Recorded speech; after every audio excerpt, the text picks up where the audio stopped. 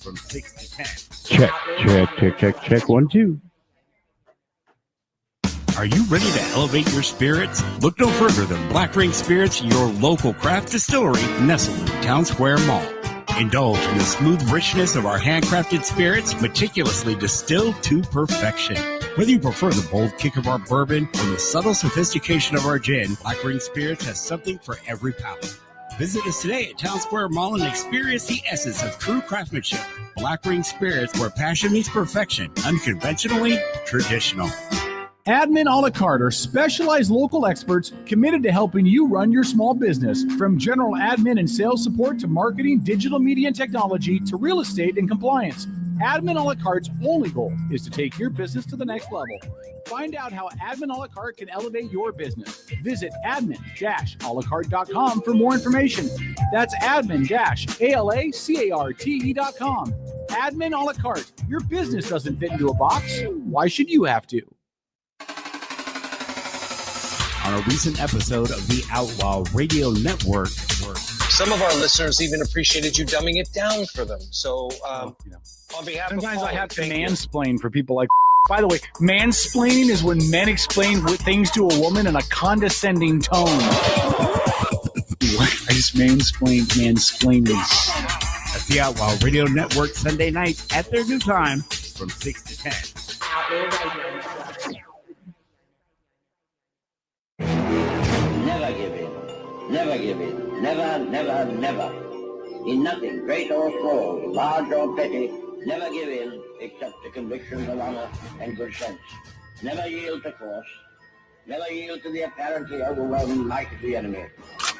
You're listening to the Outlaw Radio Network. OutlawRadioNetwork.com. This country can't be knocked out with one punch. We get right back up again, and when we do, the world's going to hear the roar of our engines. But it ain't about how hard you hit. It's about how hard you can get hit and keep moving forward. How much you can take and keep moving forward. That's how winning is done. You do your work, and we will do our bit. Republic. I like the sentiment of it. It means people can live free, talk free, go or come, buy or sell, be drunk or sober, however they choose. Are you ready to be who you are? No poetry, just a straight answer. The government has deliberately sought to deceive the United States by false statements and expressions of hope for continued peace. We are men of the hood. Matty, now you're explaining. But there's no both sides anymore. They're just trying to wreck our goddamn country. It's time for you younger guys to take over. You were meant to be here tonight. This is your time. Their time is done. It's over.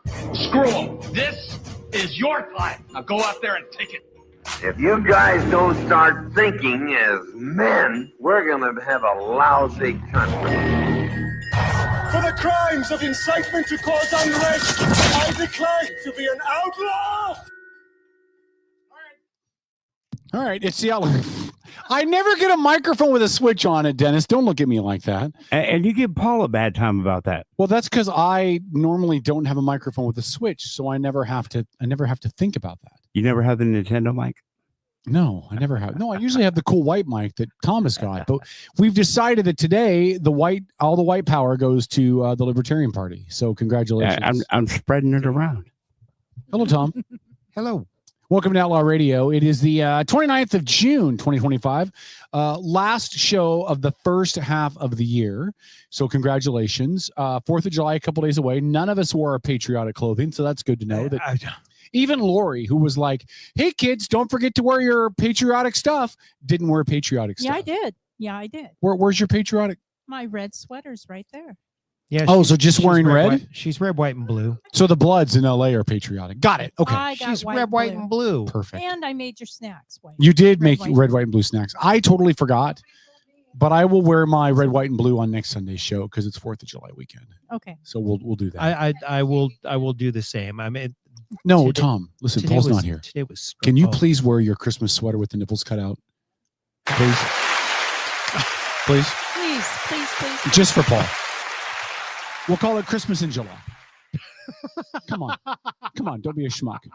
Don't be a schmuck.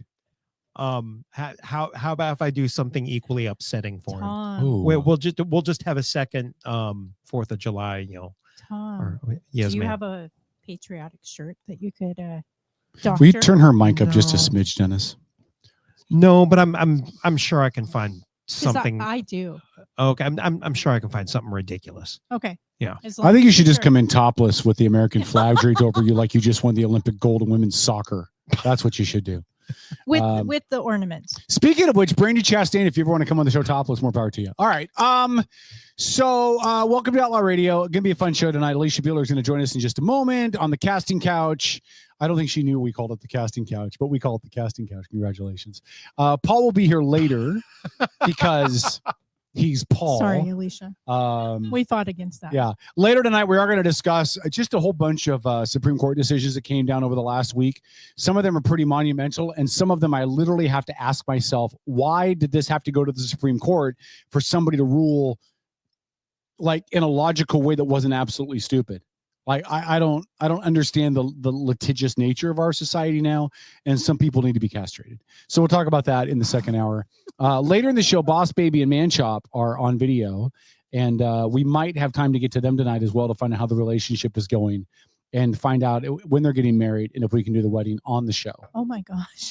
I think the wedding should be on the show. Okay, if that's happening, I'll do the event planning and stuff. Wouldn't it be great to have somebody get married on the show? Yeah, it would. I think it'd be great. Let's make that happen. I'm all in. I'm all for it. Wait. Are you going to officiate? I can officiate. I am an ordained minister. Remember that. I know. I'm This ordained. is the Outlaw Radio Network. Dennis has found all the sound effects and just this is why Dennis is single at the moment, is because he finds a toy and he just has to play with it till it breaks. It's okay, Dennis. I know how you feel. And that's the sound she makes when you make her happy, Dennis. Thank you. And that's the sound I make when you make me happy. All right. Good God. All right. Let's bring up the casting couch. Let's bring Alisha Beeler live in studio. Alisha, you got to fix that mic though, because that mic is really right in front of your pretty face. Like this? Yeah. Unless you want to, you can take it off the stand if you want. You can. Yeah, take it off the stand and you can hold it. Just make sure you put it right up close to your mouth. Pretend like it's a microphone. Pretend like it's a microphone. Yeah, you'll be I fine. got that. You'll I be got fine. that down. So for those of you who do not know Beeler, Alisha used to be a longtime fan of the show, came on a lot, ran for state representative against the evil empire who shall not be named, Michelle effing Calder. And then Beeler, in an effort to distance herself from my masculinity, ran to Ohio to try to put some distance. And then Beeler realized, even being this far away, I am drawn to the magnetism that is K-Dog, and now she's back in Kitsap. Hello, Beeler. How are you? I'm fantastic. Was that a dream you had last night? Or? A bunch of nights, yeah. Okay, just checking. Consistently. Okay, yeah. It's Tuesday. There's that dream again. Yes, How are you, I Beeler? am back in Port Orchard. I'm very happy to be home. So did you outside of the reasons why you moved and all of that came back, was Ohio anything less than the cesspool that I've heard it is? You know, I met some amazing people, but Ohio really sucked. I've heard you can meet amazing people in prison too. So it's This is true. Yeah. You really can. Yeah, and you worked as a corrections officer type person for a while. did, So you yeah. probably met some amazing people, but it was still prison. It was still prison. It was still prison. Yeah. Well, we're glad to have you back. I'm going to ask the question that everybody has asked me to ask you. When people found out you were going to be on the show this week, I had multiple people reach out and say, ask Alisha this question. Do you have designs, interest to run for public office again? Just in general. I'm not going to pin you down to a seat or a race, but just is it something you're interested in? Not at this point in my life. I between running for office and work, and I'm finishing up my PhD right now. Dr. Which Beeler. I've been working on. I was working on in 2020 when I ran, and then being an elections official in Ohio. I owe my children a lot of time right now. And so that's what my focus has been on. So I'm going to make that right. And then, you know, Bubs is going to be 14 soon, and pretty soon they'll be flying away like the little birds that they are. And then maybe I'll think about it. But at this point in my life, when I finish my PhD, my plan is to go to law school. So what are you doing your PhD in? Public policy. Public policy. Mhm. Okay. Yep. And are you? I don't want to let cats out of bag. Yeah. So I'm gonna let you decide what you tell about yourself. What are you doing for work now, or do you plan to go back into public stuff? Like, you did work for the corrections out here for a while. I worked for Kitsap County and three separate departments over 15 years. Did another 4 years in Ohio with the county government. But I am working for a private attorney now out of Olympia. Okay. I work from home though, so that's perfect. amazing. Even more time I'm getting with the children. Work in your pajamas, great. Yeah. Some days I wake up and I don't even shower till like the evening. Just That's a good visual. Yeah, I shower Sorry. once a week, whether I need it or not. That's a good visual. so where were we? We were asking about your job and what you're doing. Oh yes. So he is a good guy, and he does stuff that is near and dear to my heart as far as litigation goes. Which is what kind of litigation? I was getting there. If you Okay, let all me right. finish. Okay. Don't be a cunt, Kevin. I was waiting. She was so eager to On use that bated word breath. because we're not on AM radio anymore. Well done. Well done, Alicia. By We the need a way, promo. We need it a was promo, Dennis. 10 minutes before Beeler busted out the "See you next Tuesday." Go ahead. Andy said Kevin doesn't let anyone finish. Andy, stay out of my bedroom, but go ahead. Oh, jeez. Wow. Do you know why men finish first? Because we want to. Go ahead, Beeler. So he is working several cases, and in turn, so am I, for the COVID vaccine firings and religious exemption rights, Nice. First Amendment rights. Stuff that's what I would like to do when I go to law school. So, or become a lawyer. So I'm learning so much from him. It has been, I won't say it's been a complete pleasure because he is an attorney and we all know how attorneys are, except for my best friend. So just going to throw that out there in case she's watching. What's her first name? Kimberly. Kimberly, you're awesome. Just because Beeler said so. But go ahead. She is. She's my best friend. Yeah. Okay. She wouldn't be my best friend if she wasn't awesome. Was it hard for you to come back to Washington? And let me explain why I'm asking that. We lost a lot of people that were active in Republican circles, conservative circles with the party, candidates, all of that have moved to Texas, Idaho. I know you were in charge of the Port of Waterman. Woo! Whatever. But I'm talk shit about Ben. I talk shit about Ben all the time. Oh my God, stop and Ben it. talks shit about me. It's a love relationship. He loves to dislike me, and I do too. I really do. Even though he hates my guts, I miss him. But I didn't know that. So he hates me. didn't mean to tear off the Band-Aid. That's okay. Okay. I'm totally fine with good people hating me. Okay. Yeah. I'd rather have bad people hate me, but whatever. It's all right. Lots of people hate me. We're all I good. don't know anybody that hates you. Oh, I know lots of people. It's okay. I might know one. Okay, so a lot of people left the state because it got too liberal, it got too expensive, the taxes were horrible, our rights continue to be eroded away, all of that stuff. Yeah. Was it hard for you to come back here knowing that we just put Bob Ferguson in office and the Democrats now have a super majority control and all of these red wave efforts we kept hearing about at state level never materialized? Was it hard to come back? It was hard to come back, and I'll tell you that Washington wasn't even on my list when I was looking at moving away from Ohio, which started like a year and a half after I moved there. Yeah. I wanted to get back towards the West Coast, but Washington was not on my list. And the reason I am back here now is because my aunt got really sick in September, and we flew out in December. We were able to say goodbye to her, and she died in January. I'm sorry. And my mom's only 9 months younger than her. It was my great aunt, my grandfather's sister. Okay. So my mom's not getting any younger. My other relatives are not getting any younger. And I just felt like I needed to be around here if something were to happen. Mm-hmm. So, and it's good to get the kids time with grandparents. Oh gosh, the kids are so much happier now. They have their friends back. Matthew started at Cedar Heights. He's making friends, which is just amazing.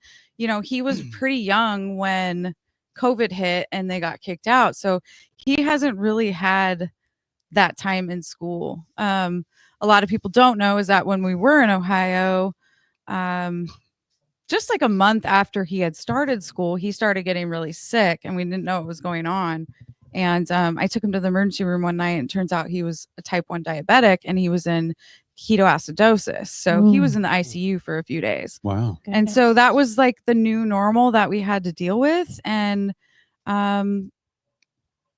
it was easier when he was in his honeymoon period. But as soon as he came out of that and the hormones hit, oh boy, he's still going through it. And the doctor says probably about 15 years old is when he'll maybe start taking it seriously. Those hormones will calm down a little bit and he can be on an even keel. But right now it's just up and down, up and down. Roller coaster. Yeah.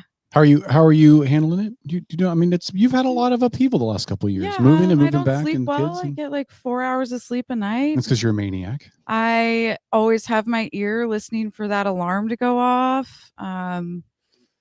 You know, it's just the way of life now. Yeah. Well, I know that in addition to your family stuff, another reason you came back here was me. So thank you. I appreciate it. Yeah. Oh my God, you got me. How did you Good to have you even back. know? You know what? I actually had dreams come true tonight because I have you in person and then Nancy is in the chat. Nancy is Tom's aunt, and we have this really steamy romance going on, me and Tom's aunt. Yeah. Much to Tom's chagrin. Right. Hey, Tom. Yes. It's okay. You can say the C word now. We're not on the radio. That is true. That is very true. Yeah. Just I'm not going to say the C word. I'm not going to say the C word. Deregulation grand, Kevin. I'm trying to refrain from swearing on the radio. It's one of my. Well, we're not on the radio, so you can say on the fuck show all you want. I'm trying to refrain from saying bad words on the show. It's really tough, but I'm doing really well. I only said shit twice earlier, so I'm clearly. Yeah. So you need need the bell curve. You need that government censorship in your life. No, I likes don't. government. No, I don't need government. Hold on, stop. First of all, I'll deal with you, Lori, in just a minute. Secondly, I don't need government censorship. I'm a responsible individual and a grown-ass man. So if I can't regulate myself, that's on me, not on the government to tell me that I can or cannot do that. Right. Lori, as for you, he is such a conservative and he doesn't even know it. Right. As for you, I think he's a closet libertarian myself. Yeah, no, definitely. With conservative. Yeah. Okay. Yes, Kevin. As for you, Lori, I do love government in specific doses, in specific like settings, right? Like I don't think we need an FCC. I don't think we need a lot of regulation. I don't think we need the thought police tell me what we can or cannot do. I don't think I need the state to tell me that my kids have to read LGBTQ textbooks at 6 years old. Like I think that responsible adults have some play. Mm-hmm. We're going to talk about this later because Tom is a total libertarian. I do think that government regulation is important in certain things because businesses will literally rape the American people if you give them the opportunity to do so. See, I disagree. I think there's a balance, right? Sure. And hey, I even told you there's a federal agency that I think we do need, which is that you break. I bet you Beeler would disagree with you. You support who? I think the EPA is okay. What? So, yeah, he thinks the EPA is good. The EPA needs to be neutered. There needs to be a reformation of it. But I do think that our natural resources should be stewarded. Wow. I really thought you were going to go with I think the policies that they carry are the issue. Yeah. The EPA totally is not agree. The issue. Oh, yeah, totally agree with Yeah. that. Same thing with the IRS, though, right? It's all government agencies. They all need to be reduced. We need to just get them out of our lives. Well, some eliminated. And go back, yes. Yeah, and some go eliminate. Back to the power being in the state's hand. And I really Yes. think that a lot of the things you're going to be talking about later is doing exactly that. Yep. So Shane said in chat, Tom is a libertarian because he doesn't have a stance. Thank you, Shane. Damn. Shane's one of the Bigfoot peeps we had in here a couple weeks ago. Yes. Thank you, Shane. Damn, Shane. Thanks, Shane. I Thanks, appreciate buddy. it. Tegan says Kevin's a conservative. I was on Tegan's podcast, Facebook Live thing that she does on Saturday mornings, yesterday morning. We talked for about an hour and 15 minutes. I'm curious, Tegan, how many friends you lost after we had our chat. I'm just curious how many people blocked you and will never speak to you again. And yes, and Kevin Nelson is correct. Brandy Cruz did ask me if I was still pretending to be a Democrat on the show. Look, here's why I'm a Democrat. Why? Tell us. The Republican Party has some great ideas. especially when it comes to some fiscal responsibility, right? Mm-hmm. Like we cannot continue to spend ourselves into the ground. We cannot continue to overextend ourselves financially. We cannot continue to tax the crap out of people and then act surprised when they get pissed off because you're taxing the crap out of people. And the Democrat Party that has said for decades that the party of the poor and the underserved and the impoverished is a bunch of liars. Because when you increase the gas tax in this state every couple of years, it is the poor that pay a higher percentage of their income into the gas tax. And you don't spread that. Like if Democrats were like, well, if you earn this amount of money, you pay more gas tax. I don't support that. But that would fit their narrative. Yeah. That they care about the poor and they care about the minorities and they care about the underserved. But they don't. They charge the same gas tax and the same sales tax and this, all these taxes that they increase exponentially hurt the poor far more than it does the middle or the upper class, because I'm upper middle class. I can absorb those tax increases. I don't like them, but I can absorb them far better than somebody who's working, earning $25,000 a year, trying to keep food on the table for their kids, and the Democrats are raising it. But why am I not a Republican? Republicans are the biggest bunch of lazy asses, smack talkers, and unfollow throwers that I've ever met in my life. We get people on this show all the time. They're like, well, and you'll know exactly who I'm talking about when I say this. When I don't even have to say what their name is, but you'll know. Republicans and conservatives can only take so much before we rise up. Yeah? When's that rise up going to happen? Was it going to happen before they forced LGBTQ's training curriculum, which you guys said you hated, into our schools? Was it going to happen before they restricted your gun rights even more? Was it going to happen before they increased taxes? Was it going to happen before they put out the excise tax? Was it going to happen before they put the estate tax in? Well, all these things the Republicans said that they're going to stand up for, and then Democrats passed it. You know what? And I don't see Republicans protesting. Listen. It doesn't mean they didn't stand up for it. It just didn't go their way, Kevin. And then they punted. When Democrats get pissed off that something gets passed that they don't like, what do? They rally. They protest. Burn shit. Yes, Come on. but they do something. Republicans are like, oh, that didn't go our way. We don't break the law, bro. I'm not asking you to break the law, but I am asking where all the Republicans are that are not protesting on the lawn out in front of the governor's mansion. Like, where is everybody? Again, they're at work. They're at work. Again, I get it. But listen, Alexander Hamilton and John Jay and James Madison and Thomas Jefferson and Benjamin Franklin, they all had jobs. You know what they did? They protested, they organized, they rallied, they munitioned, they stood up.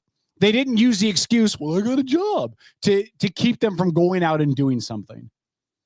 So if the Republican Party is going to be the party of patriots and the party of people who got stuff done and the party of people who inconvenience themselves for the greater idea of liberty and national pride and rights and equality for everybody, then they would surely be offended at how Republicans today are responding. That's all. That's it. I can't be. And I can't be part of a party that is still so loudly vocal against some of these minority rights. I want to know why Republicans don't stand up when cops overstep and shoot somebody. I think the people that have good hearts do. I think that's normal on both sides. Do you? People that care about how other people treat human beings, they're always going to stand up against that. They're not. They are. So I hear so many local Republicans said to me, well, when Eric Gardner got shot running from the cops, the response was that you shouldn't run from cops. Okay, I get it. You shouldn't run from a cop. But the dude was unarmed, running, and got shot 3 times in the back. And the response should be what I would expect from conservatives and Republicans who believe in the Constitution. The response should be, that's effing out of line. Well, like, that dude was wrong, but that shooting a guy in the back while he's running away, that's out of line. And I didn't get that from conservatives. I only got that from Dems. That is a, well, I was just saying, I mean, I that's think a that's bad just shoot. I human mean, decency. Who did you talk to? Because I think maybe they need to come in here and sit on the casting couch. You know who he is. Oh. Yeah. Okay. And I'm not going to name names. He can come on the show whenever he wants to. But I'm not going to name names. But you know, and Lilat said conservatives are bootlickers for the police state. I'm not going to go that far. But I'd like to find out when the Native American in Seattle got shot by cops, why Republicans weren't protesting. He had a knife in his hand and was carving something. He did not pose a threat. And even if he did, you don't have to shoot the dude however many times they shot the dude. right? There is an overreach by cops in this state and nationally where people get shot that shouldn't be shot. And 9 times out of 10, what I hear from conservatives and Republicans are, well, then don't disobey the cops. Well, there's a middle ground between don't disobey the cops and face the repercussions, but not get shot when you're not armed. Castillo in Minnesota. You know what? Like, Kevin, there's so many examples. If you don't know what's going through that police officer's head during that time, you cannot really judge that person on that. But I'm not judging the cop. I'm judging the conversation afterwards. Okay, I see that. Yeah, I'm not judging the cop. You've never heard me because I've never been a cop. I don't know what it's like to be a cop. And when I think about, God, if I was a cop, I wouldn't have done that. And then I think 4 cops in Lacey were sitting in a coffee shop and a dude walked in and killed all 4 of them. Yeah. So I don't envy the position the cops are in. But the conversation after the fact that we hear from conservatives and Republicans doesn't support that. It supports this idea, well, then don't mess with the cops. Well, but there's got to be middle ground there. There has to be nuance. I mean, I think maybe you need to change the circle that you were talking to, because that's Well, no, you're not back what I now. hear in my circle. Can we hang out more, me and you, Beeler? Can we be buddies? We be pals? Will you go to a baseball game with me on the day after my birthday? Oh, no, what you made. I'm not going to be here. I know. I'm just giving you a hard time. I'm Tom, going to be were with you my gonna say something? bestie smelling lilac or lavender. I love the smell of lavender, by the way. Would you bring me some I'm lavender actually back? allergic to it. Are you really? No. Will you bring me some lavender back? Like I put will it in a bring you some Ziploc bag or lavender, something? I would sure. love some Yeah, of lavender. I love the course. smell of lavender. Yeah. I can get you lavender. I use it in my gin. Do you really? Yeah. You put lavender in your gin? Yeah. Can I could drink that and use it as cologne. That'd be great. Yeah. Wow. Yeah. So many things. going on. Gin and lavender? The women would come crawling. Come on, Billy. You'd come crawling for a dude that smells like gin and lavender, wouldn't you? As I just said, I'm allergic to lavender, so You're the no, wrong I person would to not be ask. chasing after a man wearing lavender. Lila said bombing Iran is a coward's move. Lila, we'll talk about that later in the show as well. Because quite frankly, I thought it was effing genius. It was genius. Holy crap. I don't know how anybody can have an issue with him bombing Iran at this point, because no U.S. boots on the ground, no allied boots on the ground, none of our people at risk. And within 12 hours of dropping 12 bombs, Iran responds with a Pyrrhic gesture, right? Like they called Qatar in advance and said, by the way, just so you know, we're going to shoot some missiles at the American base there. If you could just shoot those down, that'd be great so this doesn't escalate. And Qatar was like, okay. And that's exactly what happened. And then right after that, Iran's like, okay, ceasefire. We give up. Let's have a conversation. Let's go back to the negotiating table. Donald Trump is a giant piece of human garbage. But Iran was played perfectly. Absolutely. Now, whether that was Trump or Hegseth or somebody on his staff, I don't know who gets credit. But if this whole thing had blown up, Trump would have gotten the blame. Trump gets the credit. Are you a Trumper, Beeler? You know, as long as he is not breaking my constitutional rights, any president for that matter, I'm okay for it. I'm okay with it. You liked Obama? He continually trampled all over our constitutional rights, but Just give me a hard time. I loved Obama. I know you did. Yeah. Dave McMullen's in the chat. Hello, Dave. Dave said bombing Iran was so effective, France immediately surrendered. Dave, they surrender on any day that ends in Y. And Dave, I need to get you on the show, by the way. Yeah, I just asked him. Oh my gosh, if Dave comes on, I will totally be here. For the whole 3 hours? If he's going to be here 3 hours. All right, I Dave, will. let's work it out. Shane wants to know why Trump is trash. He's a horrible human being. Like, take the politics aside. The dude's a horrible human being. Like, you can't mock disabled people and not be a horrible human being. That's most. You can't have had an affair with a porn star on your wife and not be a horrible human being. You can't have gone to Russia and had a hooker pee on you and not be a horrible human being. Like, we can acknowledge that some people are awful human beings, but they can do good things, right? Like, it's he's not atoning. Who Huh? knows? Maybe he's atoning. Maybe. Okay. Maybe. Yeah. So cool, buddy. Good job atoning. Yeah. Yeah. Stop breaking him down just because of that. No, I'm just saying, let's. I'm just giving my opinion, right? I think he's a horrible human being. I know that's your opinion. But I think I think Iran worked out well for him. I think his foreign policy is generally pretty strong. And that is very important in a president. And we haven't had that. So No, we have not in a very long time. His domestic policy can use some work, but we'll see. Lisa said, if Dave is on, I want to come too. What is it, Dave McMullen? You want to come be on the show and all the hot girls want to come down and hang out? Where you been holding out on me, brother? Yeah, Dave, let's work it out. Let's have you come in. Dave is one of my favorite people. Dave is an amazing guy. He really is. And He's I'm surprised he still talks to me. Me too, actually. Shut up, Beeler. God bless it. Is there anything Trump has done that you have an issue with? Anything that you're like, well, that's questionable? You know, off the top of my head, and I will tell you, and I told Paul this, I've found my peace in life, and I've really just taken myself out of that whole political realm. I mean, I told him that when he asked me to be on the show. I'm like, man, I'm not even into politics anymore.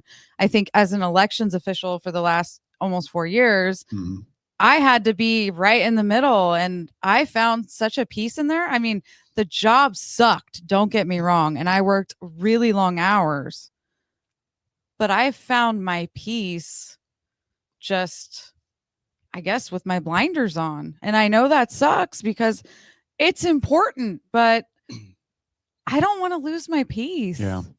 No, and we've talked about this on the show a lot, right? I mean, you went through it. Like when you ran for office, you got punched on pretty hard. I did get punched on pretty hard. You got punched on pretty hard. And in all seriousness, without giving you an ego boost, because I refuse to do that because you're that would just be nice, but whatever. You're Beeler and you don't need that. But one of the saddest things that's happened that I've witnessed is when people like you, who can make a difference and are passionate for their communities and love people and love on people and have a good heart, when people like you get so beat up in the process that you have to choose between being active and doing something and running for office and your peace.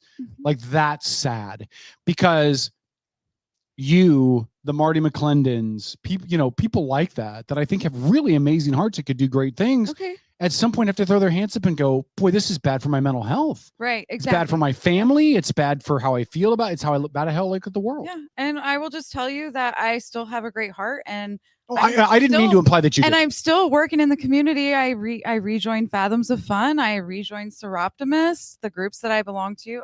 Gosh, I miss the Seroptimus so much. Such a great group of ladies. Yeah. Can I join that?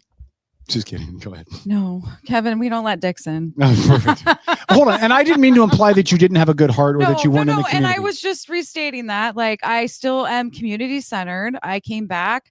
I contacted them right away. Like, how can I get back in? And they were like, open arms, come back in. So I'm still getting to help my community, just not in the way that I thought I would help my community in 2020, if that makes sense. So, and that's okay. Do you have any regret about running for that seat? Like, looking back on it now, is there a party that wishes you'd done it different, or wish you hadn't done it at all, or I wish that I would have stuck to my campaign, what I envisioned. Instead, I had a lot of outside input and wasn't doing things the way I would have liked. Yeah.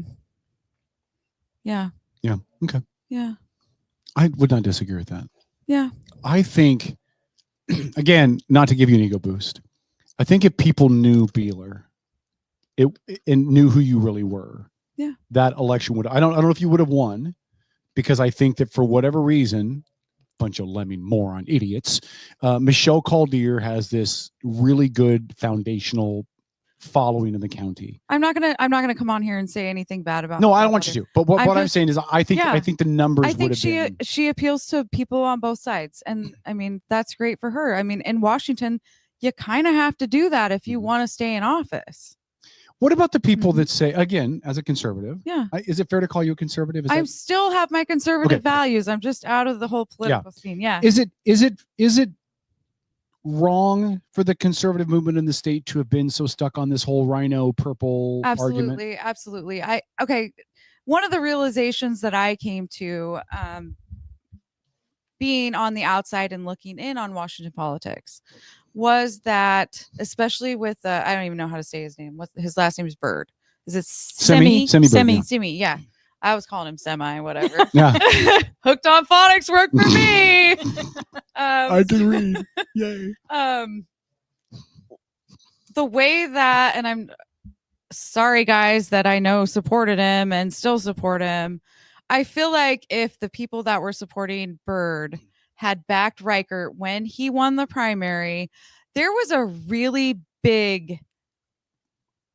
I mean, he could have been in office right now and we wouldn't have fucking Ferguson. Mhm. Yep. He was a moderate. Yes, he was a moderate, but this is Washington state. If we're going to pull any of those Democrat votes, we're going to have a moderate in those big executive offices. And then when we get Republicans in office and they're accepted by these maybe middle leaning Democrats, Mhm. then you can start putting some of your way more conservative candidates in there. It's all strategy. Mhm. And that's not something that happens with Washington state Republicans. We go head to head. And I was there in 2020. I went head to head with the people that didn't support Culp. I liked Culp. I worked his rallies. I mean, thought he was a great guy. He had a great team. Everyone on that team was amazing. And they truly believed in what he could do for the state. But then on election day, it was a walloping. Yeah. And I really think that people got to, especially in the Republican Party, got to step back and look at that. Yeah. And I'm always going to have my conservative values. I may not be in politics, but I'm not a complete idiot either. Like when you're immersed in it, you don't see it. But when you're on the outside looking in, it is plain as day. Did it feel different politically in Ohio? I was in a predominantly Republican county. It was probably 85% Republicans. Okay. And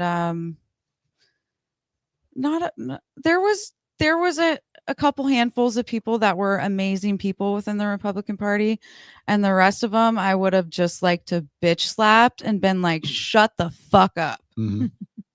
Yeah. Yeah. Okay. I do it. I know you would do it. Yeah. You don't have a filter. I don't have a There's filter. no filter on Alisha Beeler. I had a filter for a while in 2020. Like I got really good at it, and then everything just went Because you're running away. for office.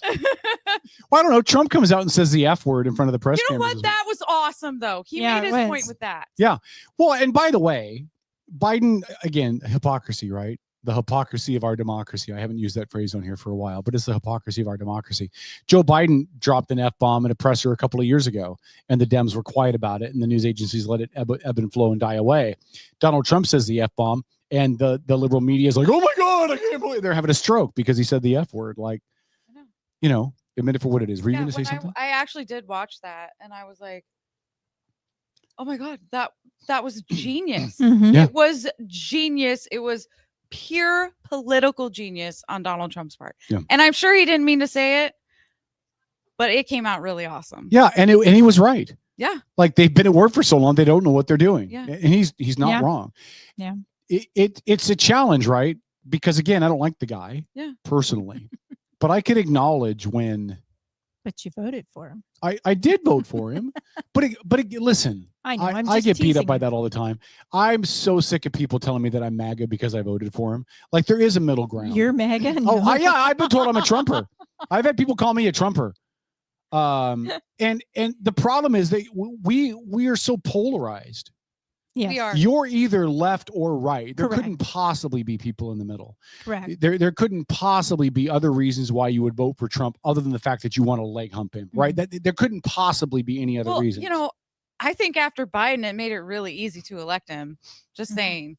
Well, I still think Biden could have beat him if. No, God. There was Hold on. no way. Hold on. I still think Biden could have beat him if his handlers had been smart and not put him on the debate stage. Oh my God. If they had kept him off the debate stage, Put him back in the basement again. put him back in the basement, Oh my kept him away from cameras so you couldn't figure And out how that's the far. kind of president you would No, want? that's I mean, hold on, but you're misconstruing. I'm not saying that's what I want, but I'm saying he could have won if they had done that. There's no way. there is no way. The American public is stupid. I agree with Yes, that. they are. But They're they're not lemmings. that stupid. They're lemmings. If you don't put your candidate on the stage, no one's going to vote for him. That's why we're never going to have another party, because the Republicrats have both agreed that they're going to limit the debate stage, in ways that will prevent party growth anywhere else. Kaylee has the most genius comment of the night. They should have just used AI for Biden. No one would have known. Exactly. No, but I'm serious, right? You wouldn't, if they wouldn't. The greatest gift. Till he has 3 fucking legs. I mean, come on. But hold on. The greatest gift the Democrats ever gave Donald Trump was putting Biden on that debate stage. Oh yeah. Like definitely. at that point, it was like silver platter, ta-da. And then the Democrats completely shite themselves when they were like, well, we'll just have the Democrat National Convention. We'll just give it to Kamala. And I listened to that convention too. We won't while even I was driving. We won't even. Can you? They dropped the ball so hard, Beeler. Yeah.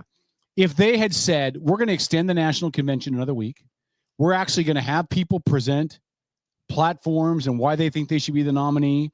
And even if they're going to give it to Kamala anyway, that would have been must-see TV. Yeah, that was some bullshit. That would have been must-see TV for an entire week. They would have owned the national conversation for 2 weeks.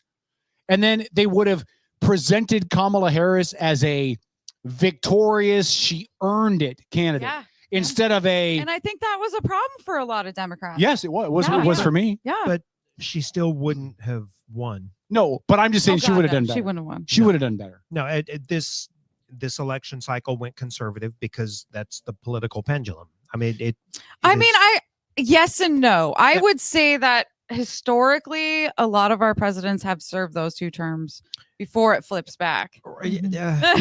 Yeah, I mean, especially since the 80s. Right, but Trump's first term was very noisy. Yeah, he was a dick. This term is noisy. Yeah. But he was awesome. He right, still is. but his first term, when I say noisy, I mean there was a lot of public pushback. Oh yeah, a lot, and so Biden was an easy shoo-in after Trump's first term, but Biden made it really clear that Biden wasn't fit for a second term. So that was the point of the weirdness. But after Biden, even if Biden had a second term, after that was going to go GOP. It could have been Trump. It could have been DeSantis. It could have been Ramaswamy. It could have been Bobo the Clown. It was going to go GOP. Yeah, I don't disagree, which is why I've made this this prediction, and I want to hear what Beeler thinks because she's going to throw her water ball at my head. I don't want to dent it. I think at the end of this term, just like at the end of Trump's first term, people will be tired of Trump. They'll be tired of the noise. They'll be tired of the constant infighting. He is a lot different now than he was in his first term. You have to admit that.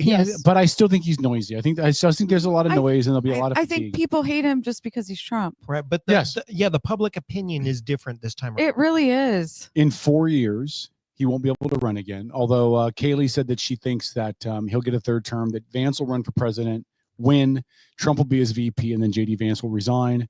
If that happens, you're looking at a full-blown constitutional crisis. Full-blown constitutional crisis. He can't just resign and have him take over. There's limits that go into that are set by the legislature. So it's not like he could take office and be like, I resign. Yeah. Remember when presidents can serve up to 10 years as long as depending the on how it other works, person goes out for a medical reason or whatever it is. And I don't think Trump. Did you know I teach American government at the college level? Do you? I do. Where do you teach at? Are you willing to say that? I'd rather not, but I do it online. It's on the other side of the country. Okay. Yeah. That's awesome. Congratulations. I think it's a good. I've been doing that since 22. It's a good role for you. I think it is. I think you'd be a good teacher. Yeah. So my prediction is in 2028, the Democrats will run a candidate, and I know exactly who it'll be. I'll tell you that in a second. And they're going to win. Oh my and gosh. they're going to win not because whoever they run should win. It's because people will be tired of the noise. No.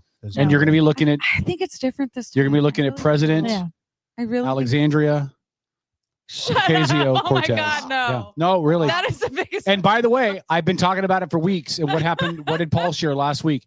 Some of the media is starting to talk about her as a potential candidate. Oh my God, no. She's so dumb. Yep. There's no way. She doesn't have to be smart. Joe Biden wasn't smart for the term that he won. Joe Biden's presidency was basically Obama in the background, Yeah. pulling the strings. Well, AOC's not going to be running things. She's going to be the figurehead of whoever the Democrats are that are running behind the scenes. No, She's attractive. I She's know, but young. this She has isn't no OnlyFans, experience. okay? Listen, He I has think you're zero way off experience. base with this. I don't Okay. think it's going to happen. But I'll tell you what, I'll make you a deal. Okay, give me a deal. Uh-oh. If that happens, Yeah, keep that up to your mouth because if you don't, they can't hear you. if that happens, If that happens, I will let you buy me a drink. wow. Yep. I heard the worst pickup line today on a reel on Facebook where they were going back and forth on pickup lines. What's that? And the guy said, "I was going to buy you a drink, but you look like a strong professional woman, so I'll let you buy me one." That is the worst. That is bad. That's bad, isn't it? Yeah. That is really bad. Yeah, that's what I Yeah. thought too. All right. John said AOC's too woke. I think the pendulum's going to swing again. I don't think it is. It will swing again, but not this soon. No, it's not going to be now. No, Mm-mm. way too soon. No. Way too soon. I don't know. You don't have to sway that many voters. I mean, really, we're talking 5 million voters is the difference, right? Between Trump and yeah. But if the media keeps Kamala. portraying things that have happened, like one of the Supreme Court rulings, if they keep portraying it the way they do when it has absolutely nothing to do with how it actually went, then I can see a lot of the dumber people in the United States maybe not realizing what is actually happening and be like, "Oh, we need him gone." But don't you think most voters are stupid? Actually, just go a little deeper, the world would be a much better place. But don't you think most voters are stupid? I don't think most voters are stupid. I think that most voters do not educate themselves. Right. Which means they're uneducated, which means they're stupid. Okay, well, I would never call someone stupid because I don't. Okay, let me re-ask the question.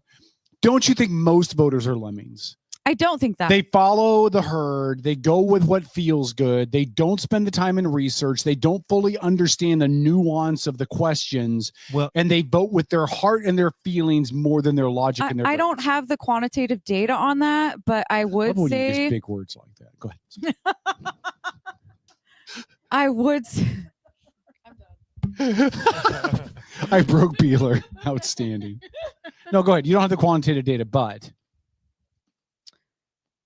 I would hope that most people that are casting their vote would do a little bit of research, just a little bit.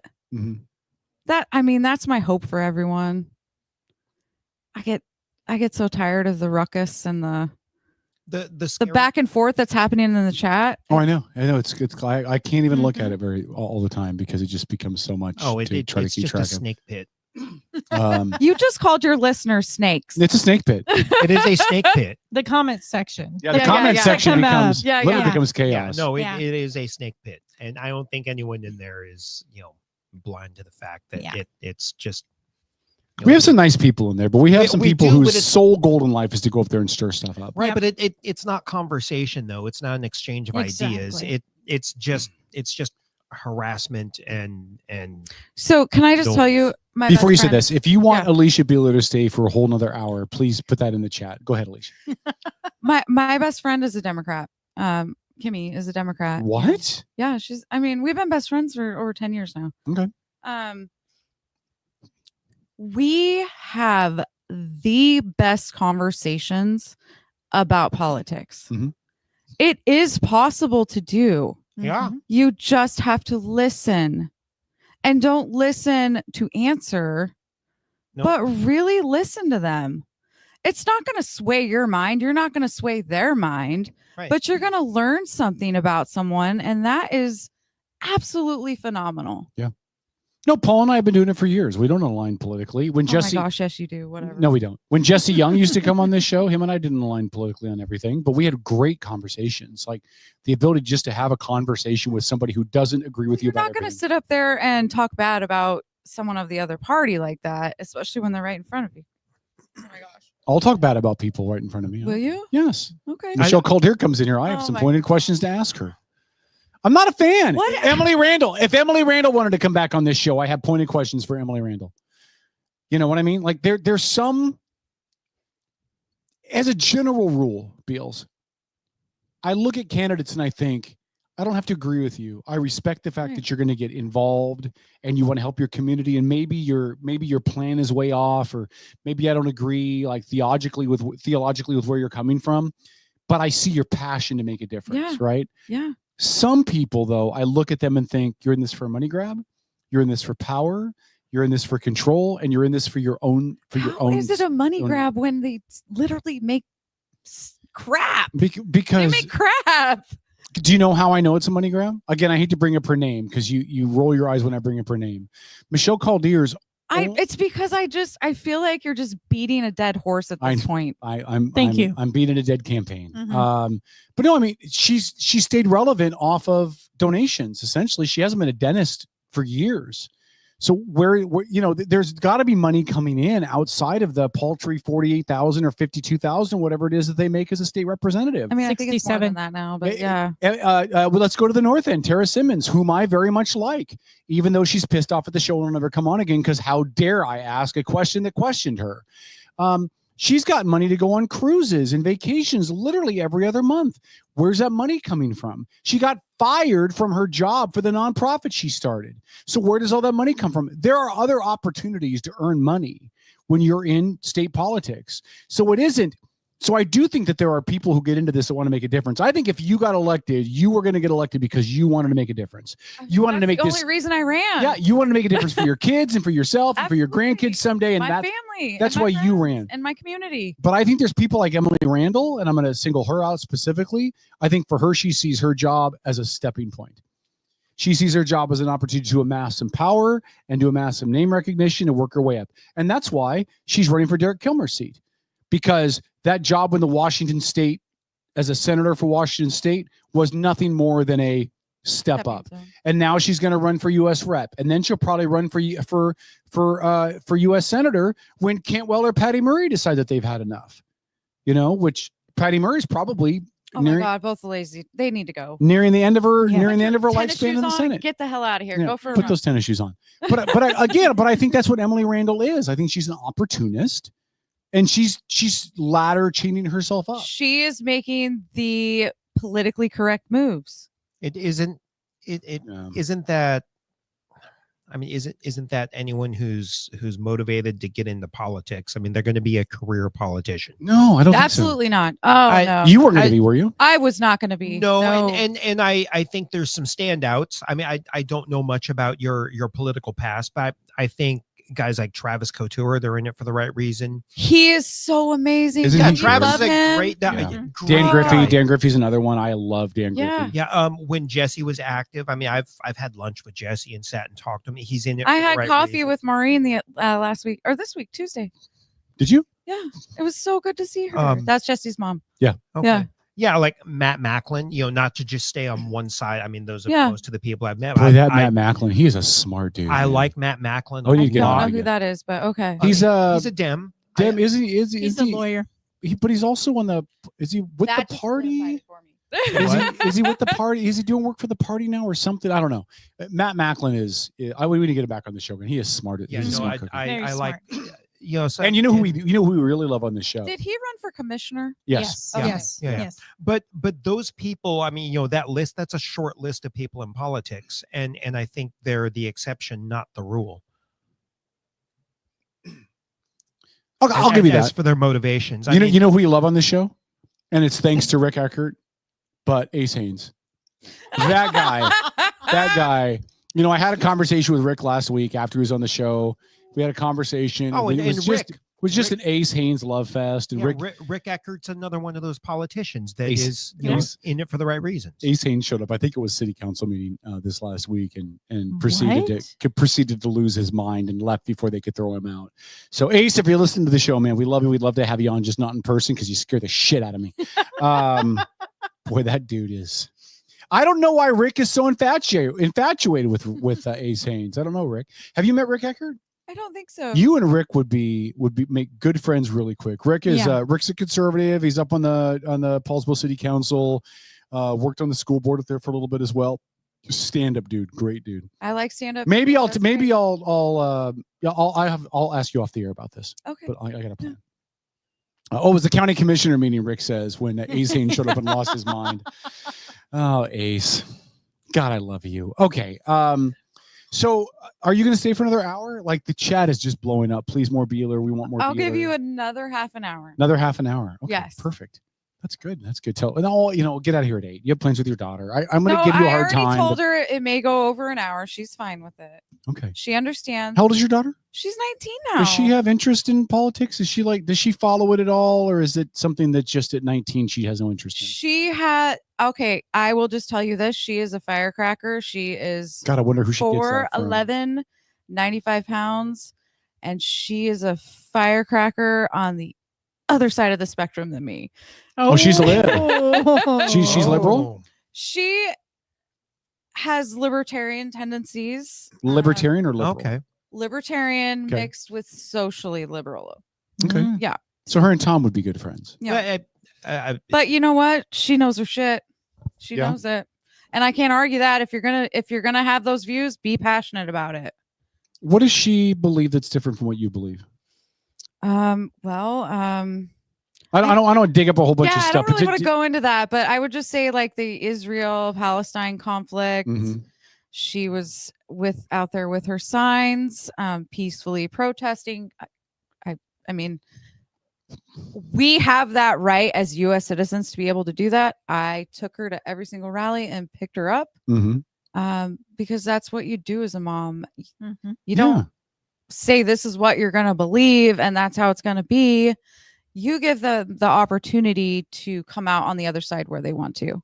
And I would just say, I think I've told you this before. I was a Democrat for like the first 25 years of my life because that's how I was raised. But when I really got out there and started researching stuff on my own, I was like, oh shit, I'm a Republican. So, yeah. Okay. Yeah. What are you about 4 minutes out from the top of the hour bumper break? So we don't take really breaks anymore. We just do a little buffer. So I love that so much better. Can I just tell you that? Well, eventually we want to have commercials and make some money and get rich off this show. But until that, we'll just keep talking. Yeah. Can I throw out a real quick plug? Of course you may. For the businesses out there, Fathoms of Fun now has their 501c3. And so if you wanted to make a contribution to the efforts we do for the community to put on the community events for the children and adults alike, you can do that and it would be a tax write-off. When is the Fathoms of Fun event this year? It's the 5th. The 5th. We just had the parade. Right. I actually wasn't there. I woke up really not feeling well. And the 5th is the fireworks show. 5th is fireworks show. Yeah. And then is it so don't throw your water bottle. What is it just the fireworks show and the parade now, or is there a fair, or is there like a carnival or rides or whatever? Because it used to be, right? We used to have rides. I mean, I remember going twice a year when I was growing up. Yeah. But no, I haven't seen that lately. But we do more than that. We put on the Breakfast with Santa. We do the Easter egg hunt. We do car shows. We do running events, that for people that like to run for fun. Mentally ill people. Some of those.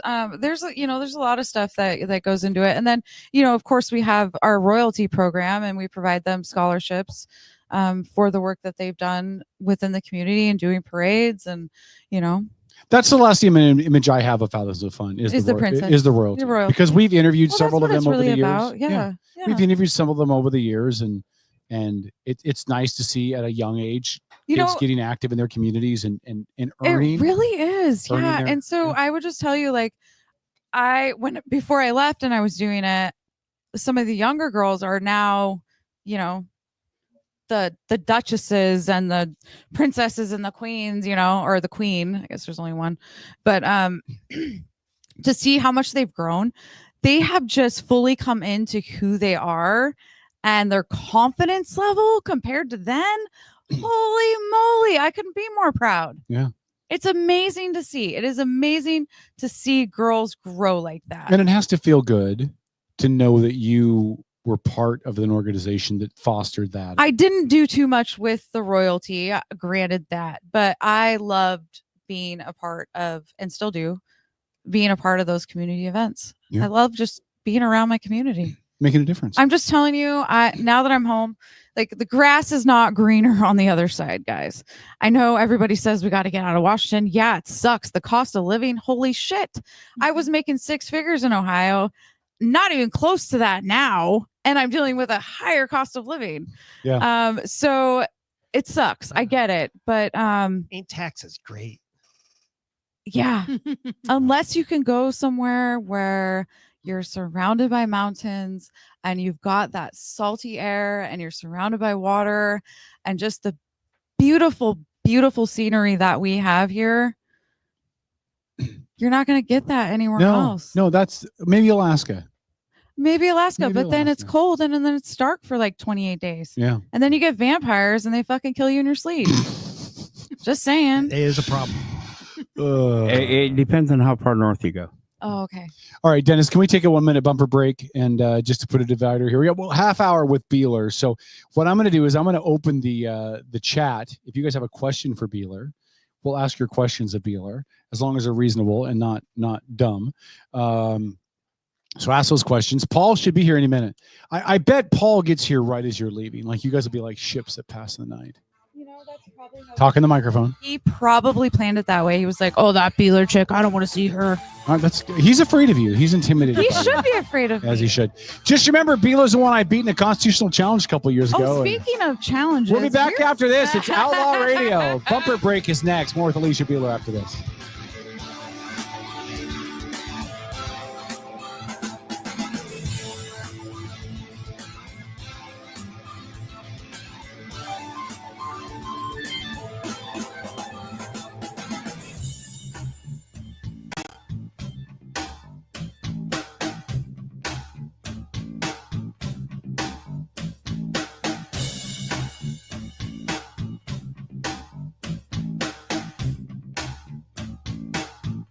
This is the Outlaw Radio Network.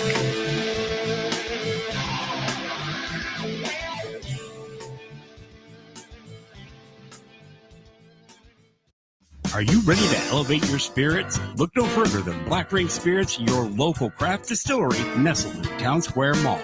Indulge in the smooth richness of our handcrafted spirits, meticulously distilled to perfection. Whether you prefer the bold kick of our bourbon or the subtle sophistication of our gin, Black Ring Spirits has something for every palate. Visit us today at Town Square Mall and experience the essence of true craftsmanship. Black Ring Spirits, where passion meets perfection, unconventionally traditional. Admin a la carte are specialized local experts committed to helping you run your small business. From general admin and sales support to marketing, digital media and technology to real estate and compliance. Admin a la carte's only goal is to take your business to the next level.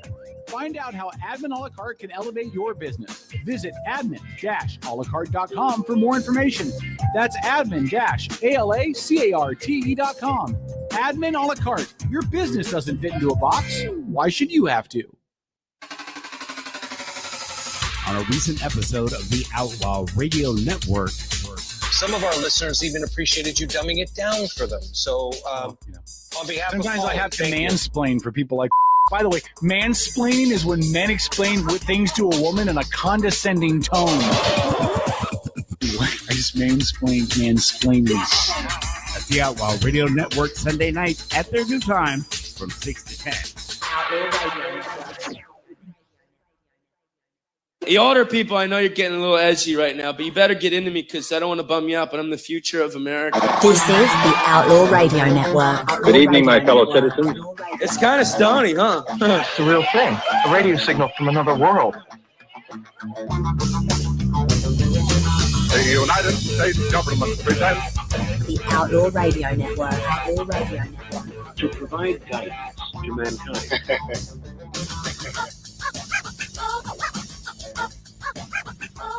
Outlaw Radio, proudly influencing America's youth since 2009. Here's the deal. If you want your youth to be well educated and informed, have them listen to this show every Sunday. We will do that. Perfect. Alisha Beeler in studio. She'll be back on the microphone in just a second. I do want to point out that Tom and Lori both went to use the bathroom at the same time. So you can draw whatever conclusions you want to draw from that. Things that make you go, Oh, Tom is back. I just mentioned that you and Lori both went to use the bathroom at the same time and just kind of left that open-ended. Yeah. All right. So Tom's going to come back and join us on mic. Paul is supposed to be here at some point. I believe Paul had a softball game tonight. I am never going to tease Paul about his softball. Your mic's on. I had it muted. Oh, Troom was at his Truman had a baseball tournament. Oh, Truman did. I thought Paul did. I'm never going to tease Paul about softball again because I played on my church league a couple weeks ago, and that was the most fun I've had in a really long time. So God bless Paul. He can play softball whenever he wants to. I used to play bar league, and yeah, it's a good time. I hadn't picked up a bat in 30 years. Yeah, but I got a single in my first at bat. Played outfield. Nice. Yeah, it was good fun. I'll do it again. I'd do it again. Yeah. I believe there's a game on the 3rd in my church league. I got to find out. Anyway, I'll volunteer. Beeler, do you play sports? Yeah, I'm a natural athlete. I've played my whole life. What did you play? Softball? I played baseball until I got boobs, and then my parents were like, "You got boobs. You got to play with the girls now." And then I played basketball. I played golf. Actually, I just picked up my clubs again. I've been hitting the range 2 days in a row now. Really? Okay. You Going want in to the go morning. golfing sometime? Yeah, absolutely. I've never golfed. Not one time. Well, no, I played 3 holes, and by the time we got to the 3rd hole, we were driving on the golf cart trying to swing at the ball on the So it wasn't real effort. Oh, golf cart polo. Yeah, golf cart. I don't actually have the patience for beginners. Okay, on the never golf mind then. course, Forget I asked. but- No golf. You can drive me around in the cart if you want. Yes.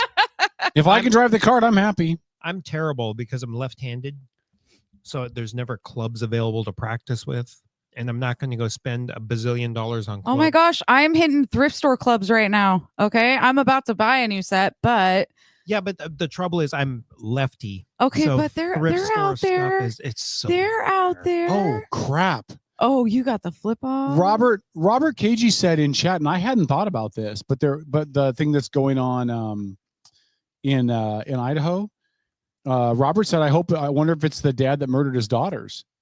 I mean, it is kind of the same neck of the woods. I was reading an article that may have been spotted just west of Tri-Cities. Oh.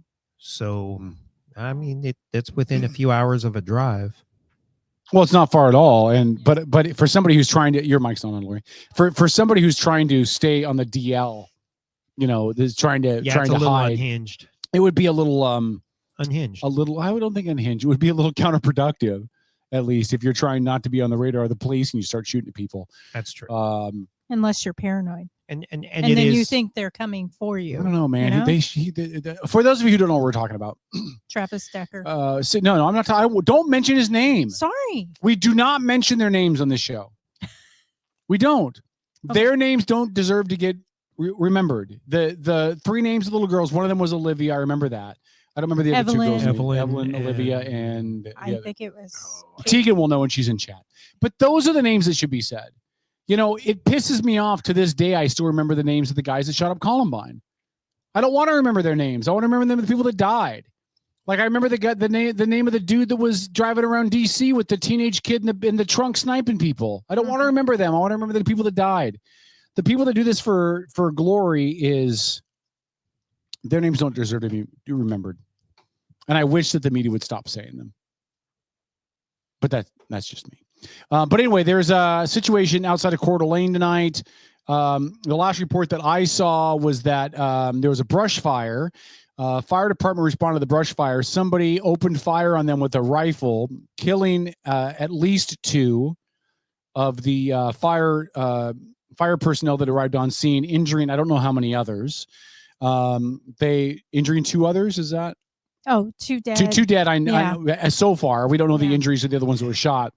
And other people have been injured. They've shot at the police. There's hikers that are stuck on the mountain. It's a giant conundrum. It's a giant mess. And as one of the police or sheriffs or whoever's up there responding to it said, I hope somebody gets a clean shot at him because he's made it clear he's not going to surrender. Mm-hmm.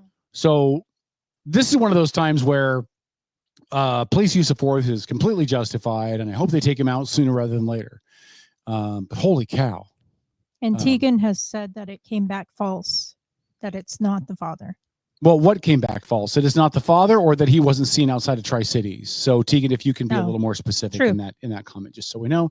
Nancy, my future ex-wife, said, Tom, I always played right-handed because there was no left anything in our house that can be done. Yeah. And I would just tell you from my quality time with Nancy, she's ambidextrous. But go ahead. Tom. Oh my God. Peyton, Evelyn, and Shut it Olivia. down or it's going to continue. Hold on. Peyton, Evelyn, and Olivia. Those are the three girls. Those are the That's names what it you need to was, say. Peyton. Do not mention his name ever again. Yeah. Remember their And- names. Their and- names. Yeah, I've explained to this Joker a couple of times he's going to get shanked, but Seriously, you got to shut it down or it's going to keep going. Oh, you should have seen. Why do you think my nickname is still Beals with him? Yeah. I should have shut that shit down right away. You should have seen when Tom's aunt came into studio, though, the instant connection, like our eyes met. It was like an Anne Hathaway movie. It was so good. I was also here. That And all I heard in the back of my head was Dennis playing. Bam, bam, bam, bam. So. What kind of radio show is this? Oh, it's out of hand. And Paul's not here, so there's nobody driving this ship. So okay, and Lori brought pretzel snacks. Yeah, and you didn't eat any of the pretzel snacks. I'm not on eating here? sugar right now. But you can eat do you eat natural sugar? Nope. You don't even eat natural sugar. I don't. That's a travesty. Listen, I am on a journey right now, okay? I cut out alcohol to the end of August. I'm so not sad. eating sugar. I'm not eating carbs. Boss Baby's reminding us Good for you. in the video feed I'll with her get new to hat it. Well, why? Here. that she's the shit show supervisor. Thank you, Boss Baby. Good to see you. Somebody asked in chat to talk a little bit more what kind of law you want to do, and you kind of alluded to it earlier. But when you go to law school, Yeah. what's your driving passion? The Constitution, and not like The challenge I beat you at a couple of years ago? Yeah. You did not fucking beat me. Stop dreaming.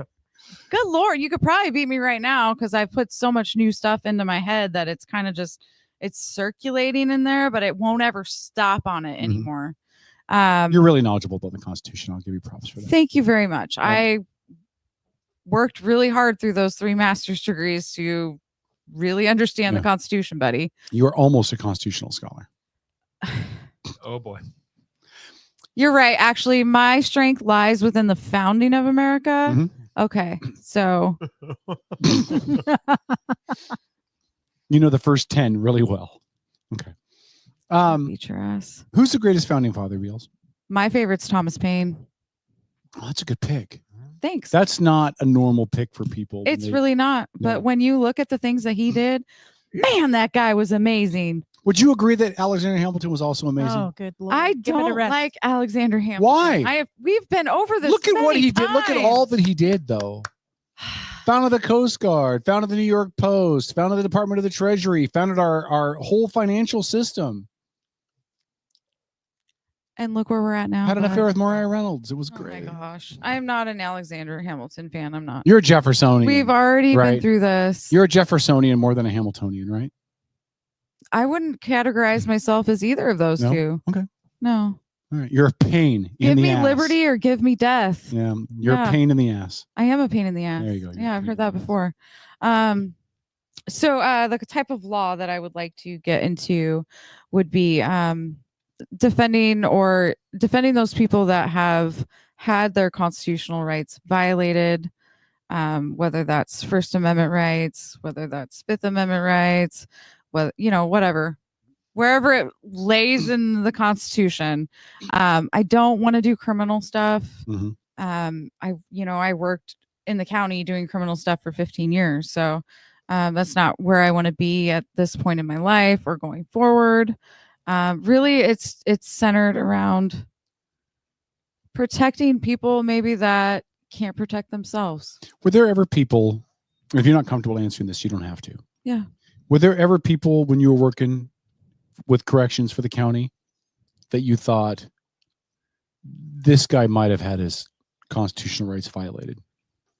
Or was that ever, were you never on that side of it too? So when I started in the county, I came from a prison in Montana. So I worked in juvenile detention. Are you off probation for that, by the way? I'm just kidding. Go ahead. You're fine. Kevin. So What? the kids that we had in detention weren't even adjudicated. So as detention officers, we didn't hear about the things that happened with police. Yeah, we heard about their crimes, maybe what they did. But as far as what happened that could have violated their constitutional rights, it wasn't something we heard about. So when I got up in Hold on, breaking news. According to John Walker, they found a dead man with a gun on an Idaho mountain where the firefighters were shot from. So it sounds like he might have either been taken up by cops or suicide. That is fantastic news. Glad it's over. Okay, Yeah. sorry, Beeler, go ahead. I forgot where I was. You were talking about you weren't on the adjudication side. You didn't really Yeah. Okay, so then when I went to Superior Court, that's where I was. When I went to Superior Court, I was working for the judges and doing pretrial services. And so I was seeing them right after they were arrested, before their arraignment. Probably, I would say 50% of them were still so fucking high they didn't know what the fuck was going on. So they couldn't voice that to me, even if they tried. And then the other half of the people were so happy that someone was coming to talk to them, and not just to bring them a plate of food. I'm talking to the microphone. You can't pull that away Just from a you. minute, I'm losing my voice. You're losing your voice. Okay. We'll give you a second to Okay. catch your breath. So the other half were just happy that someone was coming to talk to them and that they could tell their story, which is not something that I want to hear. And I would tell them, look, I don't want to have to ever sit on the stand and tell the judge what you just told me. So let's just stop talking about that. So I guess I took a lawyer stance in that position, kind of, or just training. Middle. Maybe it was training. Training, on the job training. You know, it's funny, when I was little, I wanted to be an attorney. I wanted to be a lawyer. And my grandfather was like, if you become an attorney, I'm going to disown you. And I'm like 45 now and he's dead. So what the fuck is he going to say? Just saying. I think he'd be hella proud of you. You know, I hope that he would, because I came out of a lot of shit with a really good heart still. Yeah, you did. Is it, I was going to ask you a question and I totally lost it. God, it was a great question. Oh, damn it. Like Pulitzer Prize winning question, and it's gone. Oh no. Can you talk about the people that don't get acknowledged? And I mean you in that role, and the other people that you worked with in that role that do not get acknowledged, because there's a lot of hardworking people, a lot of really good people that work in corrections and probation and community supervision and all of that. And you know, you can even take it as, oh my God. Look at you losing your voice. We should have called it in an hour. Your voice was good. I really should have. I should have left and picked up my daughter's peach Slurpee from 7-Eleven. You know the one over here is closed now, right? I do know that. It's such crap too, because there's like no gas station between here and there. And I'm like, so now I got to go all the way downtown, or I got to go all the way up Mile Hill. Got to go all the way down to Bay Street now to get a Slurpee. Well, I know that. I'm just saying it's horrible. in general. It's horrible. But yeah, you know, that I always thought that 7-Eleven was better anyways. Totally judging. Well, the one here, they closed because of theft issues. I mean, yeah, I could see how that could be a problem. Yeah. You know, especially when we're not allowing our officials to do their jobs when it comes to that type of thing.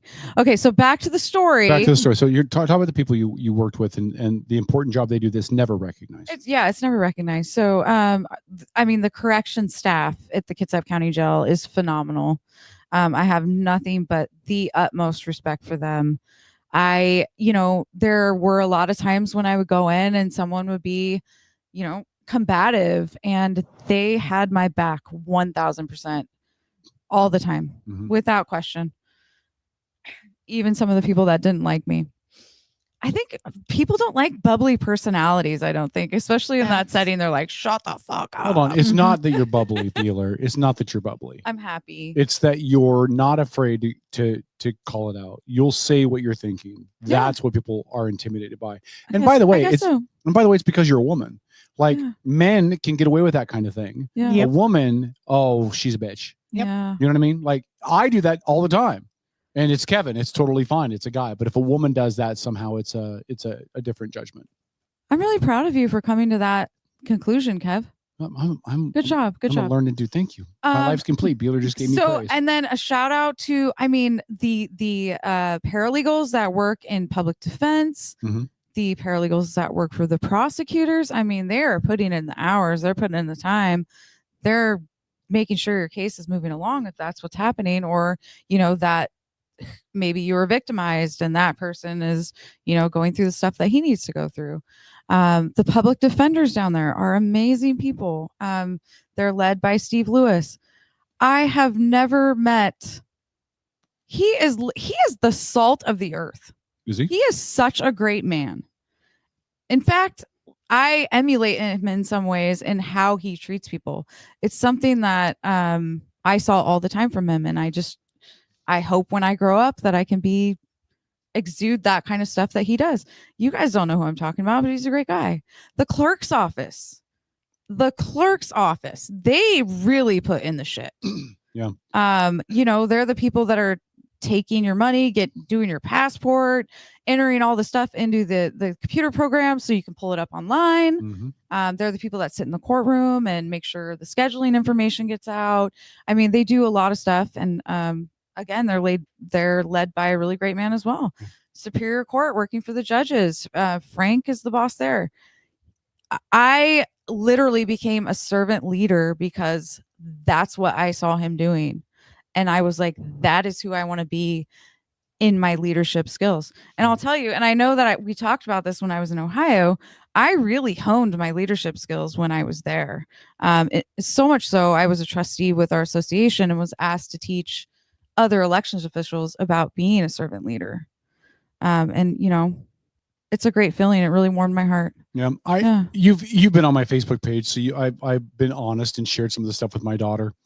And I remember when we went to juvenile court up there at Tremont, at the facility on Tremont, and long story short, I basically begged the judge to do something. I bawled like a baby. It was pathetic. And I didn't get anything. The judge couldn't do anything. Hands were tied because of the legislature. But as I was going to leave, the security guard at the front desk walked up, put his hand on my shoulder. He says, "As a dad, man, I'm sorry." Yeah. And I thought, you didn't have to say it. You didn't have to connect with me. But you cared enough to say that, which I just thought was cool. And they're great people too. Yeah. Even the guys that come in and fix things that break. Amazing people. We live in a community of great people. Yeah, there's always going to be the tool heads that paint a light a different way, or people see them a different way, or they make people think that these people are going to be this way. But we are surrounded by some of the biggest hearted people I have ever met in my life. And I am so lucky to be here. I mean, I'm almost in tears right now. Like, listen, I'm the biggest Alisha Beeler stooge, right? Like, in all honesty, I think you're just like my boobs, Kev. No, it's not about your boobs, because I have moobs, and quite frankly, I cuddle with them every night. No, I'm the biggest Alisha Beeler mark ever. Like, I think one of the biggest travesties is that you didn't win that election. I think one of the things, and I took shots at you when you left. Like, we've discussed this. Yes, I know you have. I took shots at you when you left. For it, bitch. But I took shots at you when you left, and it was because I thought, just like when the Comptons left, just like when Marty McClendon left, just like when what was his name, the radio show host guy that moved to Texas, what was his name? Kirby. Yeah, when Kirby left, right? Yeah. We get all these really well-intentioned, well-informed, intelligent, motivated leaders of people that are like, fuck it. We can't enforce change. That's not why you left, but fuck it. We can't enforce change here. It's getting out of control. We punt and we leave. And then I see you lose the election, and then you leave for the reasons you left for. And I was sad because I thought, God, we need more Beelers. We need more people with that heart and that passion just to do something for the community, regardless of where you stand politically or whatever. Like, just that desire to make a difference and touch people and make a change. This is why when you get people like that, you let them know that they're appreciated. People like that. So if I had said that, you wouldn't have gone to Ohio? Oh my God, no, Kevin. We're not talking about me right now. I'm talking about the people in your life that you see that in. Tell them you appreciate them. It doesn't have to be a big thing. Just, wow, you have a great heart. I appreciate that. Or you did this. I appreciate that. Yeah.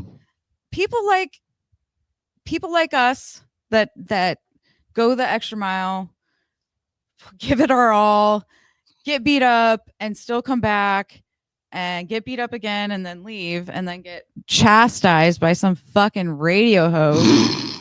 Yeah, Tom. God. Maybe, just maybe, if there had been just a little bit of appreciation, it wouldn't have happened. Yeah. That's all I'm saying. Yeah. I just listen. I feel like I sound like I got a fanboy crush on you, and that's you not the do, point. Kevin. I think everybody realizes that. It's not the point. Yes, you do. It's not the point. The point is we just acknowledge, like, again, not bringing up her name for anything other than an example. I will call up Michelle Caldwell every day of the week. I'm a hypocrite. Yeah, you know. Hold on, let me finish. Okay. But I'm a hypocrite if I don't call out the Beelers as well.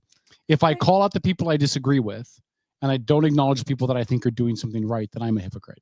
Okay. And so I need to do a better job of that. Honestly, I'm self-reflection. Okay, that's all. What is next for Beeler? Like, what's just working through the degree and working for the lawyer and just spending time with the kids? Yep. So I will be defending my chapters 1 through 3 next month of my dissertation, and then hopefully we'll graduate in May. That's hopefully that would be passing my dissertation the first go around, which I mean, it does happen, but I'm really not that smart. I just work hard. And I've had a lot going on since coming back with moving and trying to get settled. Moving from a ginormous house in Ohio that was the same cost of the house I am in now. And it's so much smaller. And, you know, putting those boxes aside to be like, oh, they're under a tent right now in my backyard. Cause I'm like, I don't know what I'm going to do with all this shit, but I'm not getting rid of it. Yeah. It's not stuff I want to get rid of. It's just stuff I don't need in the house. Right. So, yeah, that's been kind of difficult. You know, and then when I wrap up my PhD, hopefully law school, or, you know, the attorneys that I'm working with now, he has offered to do the internship program that Washington has. Okay. And so, you know, that is a possibility as well. And I'm all about possibilities. So, I think either way it goes, it's great. I'm continuing to work with the community. I love doing that. Have not really, I mean, I went to one Puget Sound Patriot meeting because I wanted to see Dana Cruz. Do you know Dana Cruz? I know the name. Yeah, he's just an amazing human being, and I needed to see him. So him and his wife. So that's been the only really political meeting I've gone to. You know, and then like I had coffee with Maureen, Jesse's mom, and it was just really great to just be in her presence and just have a conversation. She's a great woman. She is a great woman. She is so soothing to the soul. Yeah. You know, just an amazing lady. So I'm just going to keep doing those things. I'm going to keep spreading kindness, and my goal right now is only positive energy out into the universe. Very mindful of the energy that's coming in to my life right now. So perfect. Yeah. Well, listen, the comments in the chats are universal. Alicia's awesome. I love Alisha. Like sucks. Everybody. No, nobody said Show anything us negative your about you. tits. I'm grateful Alicia's back. They're talking about Kevin's tits. Junior Kennedy, Kevin's boobs are trash, though. Okay, whatever. Junior Kennedy did say, yeah, but fuck Ohio. I understand why a nice house would cost little to nothing there. He's also a Michigan guy, so we'll just leave it at that. Beeler, would you come back and spend more time with us, please? You know I will. Okay, literally, I know you want me to be a little more assertive and say, here's the day, be here at this time. I would rather say... No, that's not what I said. I said, can you be here at this day on this time? Right, Or however. but I would rather say there's a door and it's open for you always. Well, you know, I'm just up the road, Kev, so I could do that. Okay, perfect. I'm going to stop in here and like streak through the freaking... No, I'm not going to. Dennis would be so happy. Dennis would be so excited. Gross. Beals, it's good to see Nobody you. wants to see that. It's good to see you. It's good to get time with you. It's yeah, we should connect more often. It's really good to have you. Good to have and you. I'm glad you're back. Good to have you here, Kevin. Washington State is a little bit better because you're here. Oh, thank you. Well, it's nice to meet you. I've nice heard to all the meet you. Beeler stories. You've heard them all? Oh, we've talked about you a lot. Yeah. I mean, they were all, you know, like broadcast friendly. I haven't heard the good stories yet. Rick wants to meet you. Good Rick one. wants to Yeah. Rick wants to have be in studio on the same night Yep. when you are. All right, sounds good. We'll organize that. Yeah. Tell me when you have a Sunday available. I Look mean- at your schedule and tell me your next Sunday available. Right now? Well, not on air, but Oh. when we're done, yeah. Okay, And yeah. We'll coordinate it offline. Rick, I know it's going to take away time from your date nights with Ace, but I hope that you can that you can accommodate that. All right, Alisha Beeler, we love you. Love you guys. Thanks for coming in. Yeah. Oh, just really quick, since Paul's not here, and I was totally gonna call him a cunt too. Paul, you're a cunt. There you go. He's watching. Yeah. Oh, is he Perfect. watching? Yeah. Oh, is he? Because he's not here. He sent something in the chat about the link. Yeah, I sent him one. Oh, you Oh, did? did you? Oh, okay. Yeah. Thank you. Oh, I didn't even see that. I can't monitor the chat. No, I know. I'm too I know. busy looking in Beeler's eyes. I saw really though, them up. before I you took leave, care of look it. at your calendar and pick a Sunday, and then tell Lori, and then tell me, and then I'll tell Rick. I'll just tell Rick. It's a giant game of telephone. Yeah, you tell Basically, Rick. That'd yeah. be better. That'd be better. Yeah. All right. So again, the news out of Idaho is that they found somebody with a gun, dead on the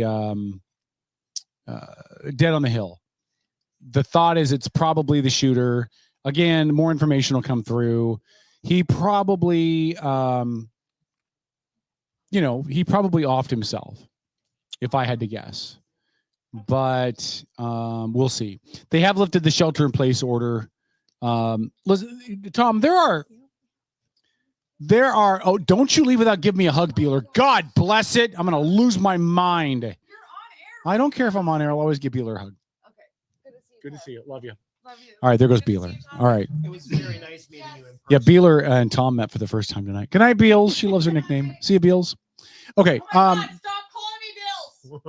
There are some crimes that I think are outrageously heinous, right? Okay. This ranks up there with them. Like to set a fire so firemen show up to do their job and then to snipe at them. Unarmed, there to serve the community. That ranks up with some of the more heinous. Well, it's disgusting, but it makes me ask why. Right, because I mean, especially our fire and medical. I mean, those people are are superheroes. They're the ones that show up in the cape to save the day. Mm-hmm. So it's like there's got to be some backstory to the motivation behind this. Well, there has to be, but I just don't. I don't know what it is. Yeah, it's already off. All right, yeah, the feed's already not. The feed's already not going. I already turned off the casting couch. And there's one in surgery. Not sure if you saw that. One first responder. Yeah, that got shot. Boy, man, in this surgery right now. This is yeah. I there's a couple of moments where I just have to stop and catch my breath for a second. Mm-hmm. That my pastor talked about this here. There is evil in our society, and I kind of ignore it and write it off, or it's they're not evil, they're broken, but there's evil in our society. Oh yeah, definitely. And this is another example of something that's just completely evil. I cannot wrap my head around it. I mean, it smacks of some mental health issues for sure. Oh yeah, yeah, and so I think that's the best way to talk about the manifestation of evil in society is just it really is a mental health issue. But that seems to be the catch-all excuse for everything.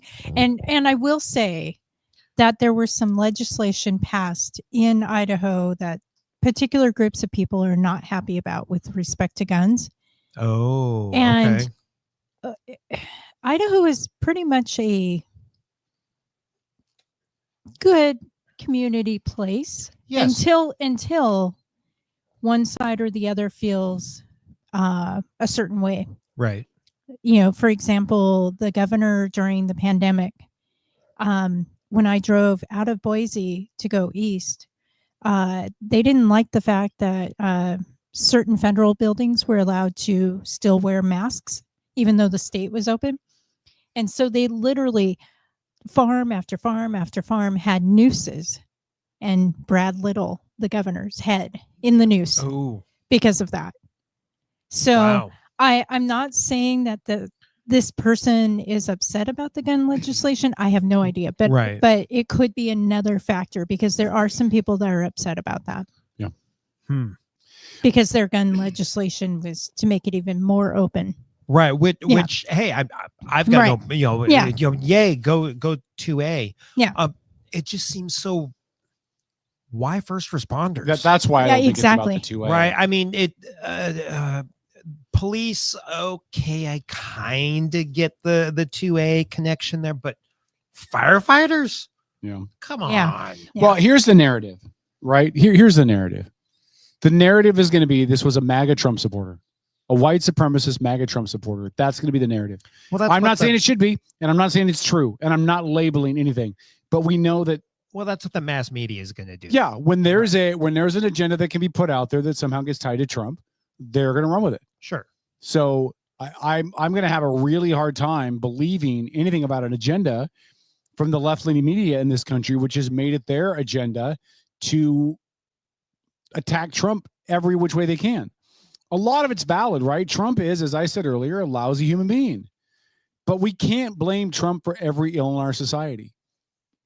You know, he's not the reason why there's a lot of the issues we're dealing with, because we've been dealing with him long before he got here. We'll be dealing along with him after he's gone.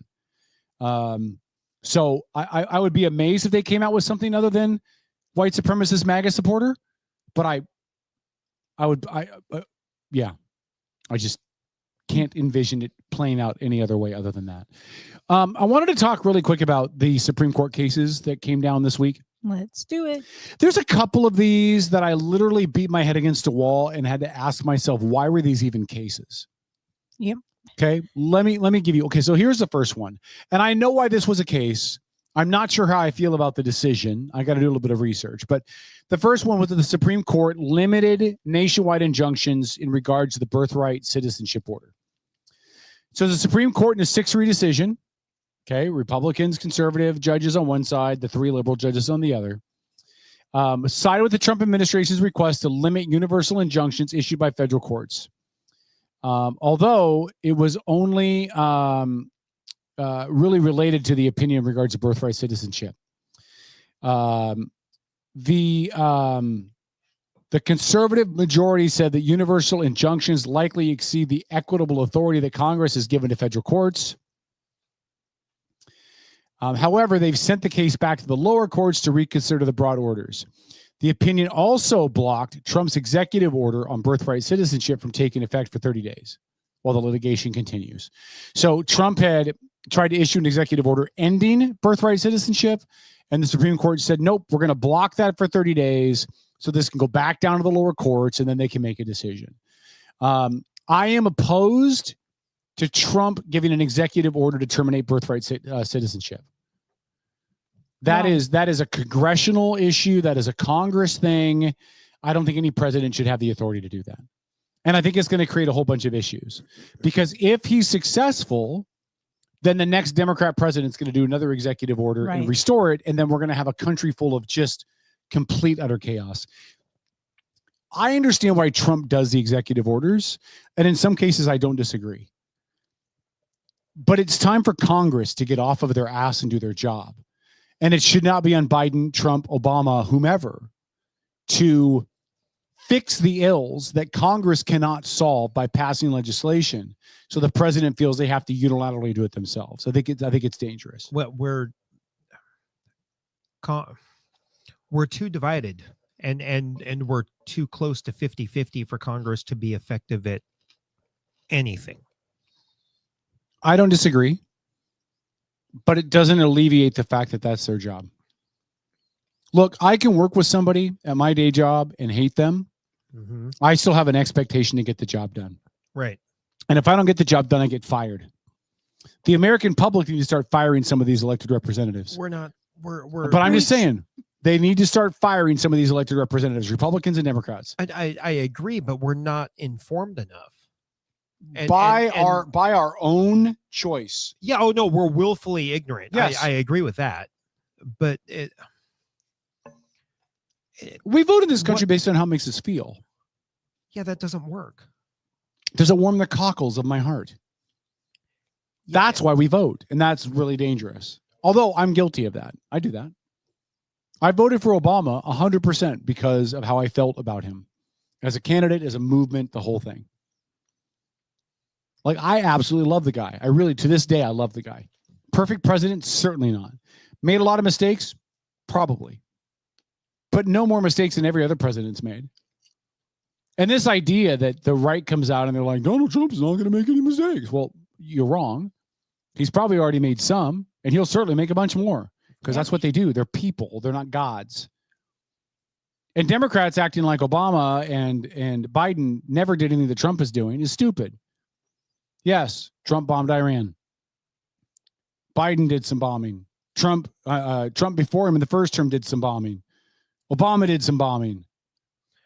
Bush did some bombing. Like this is normal American presidency stuff.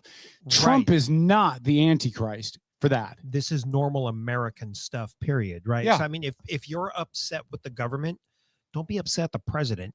Be upset at the government. No, be upset at the voters. Well, the end result of this whole thing is the voters. Yes. I mean, absolutely. Yes. But we've already identified the problem with the voters. We've identified it, but they haven't fixed it. Voters need to do a better job of paying attention. Right. How do you encourage people to educate themselves and be informed voters? You can't. So how do we fix the problem? I don't know. I mean, honestly, we're broke. Here's the problem. If you're in Washington State specifically, you go to the gas station, broke, yes. You go to the gas station and you're paying $4.50, $5 a gallon for gas. When every other state in the nation, every state, including California. No, California's almost 6. Yeah, but it's gone down a little bit since Trump took over. And every other state, I don't know what Hawaii's done. There. Well, Hawaii, but every other state they have logistics issues. The national average on the cost of gas has dropped, but not in Washington.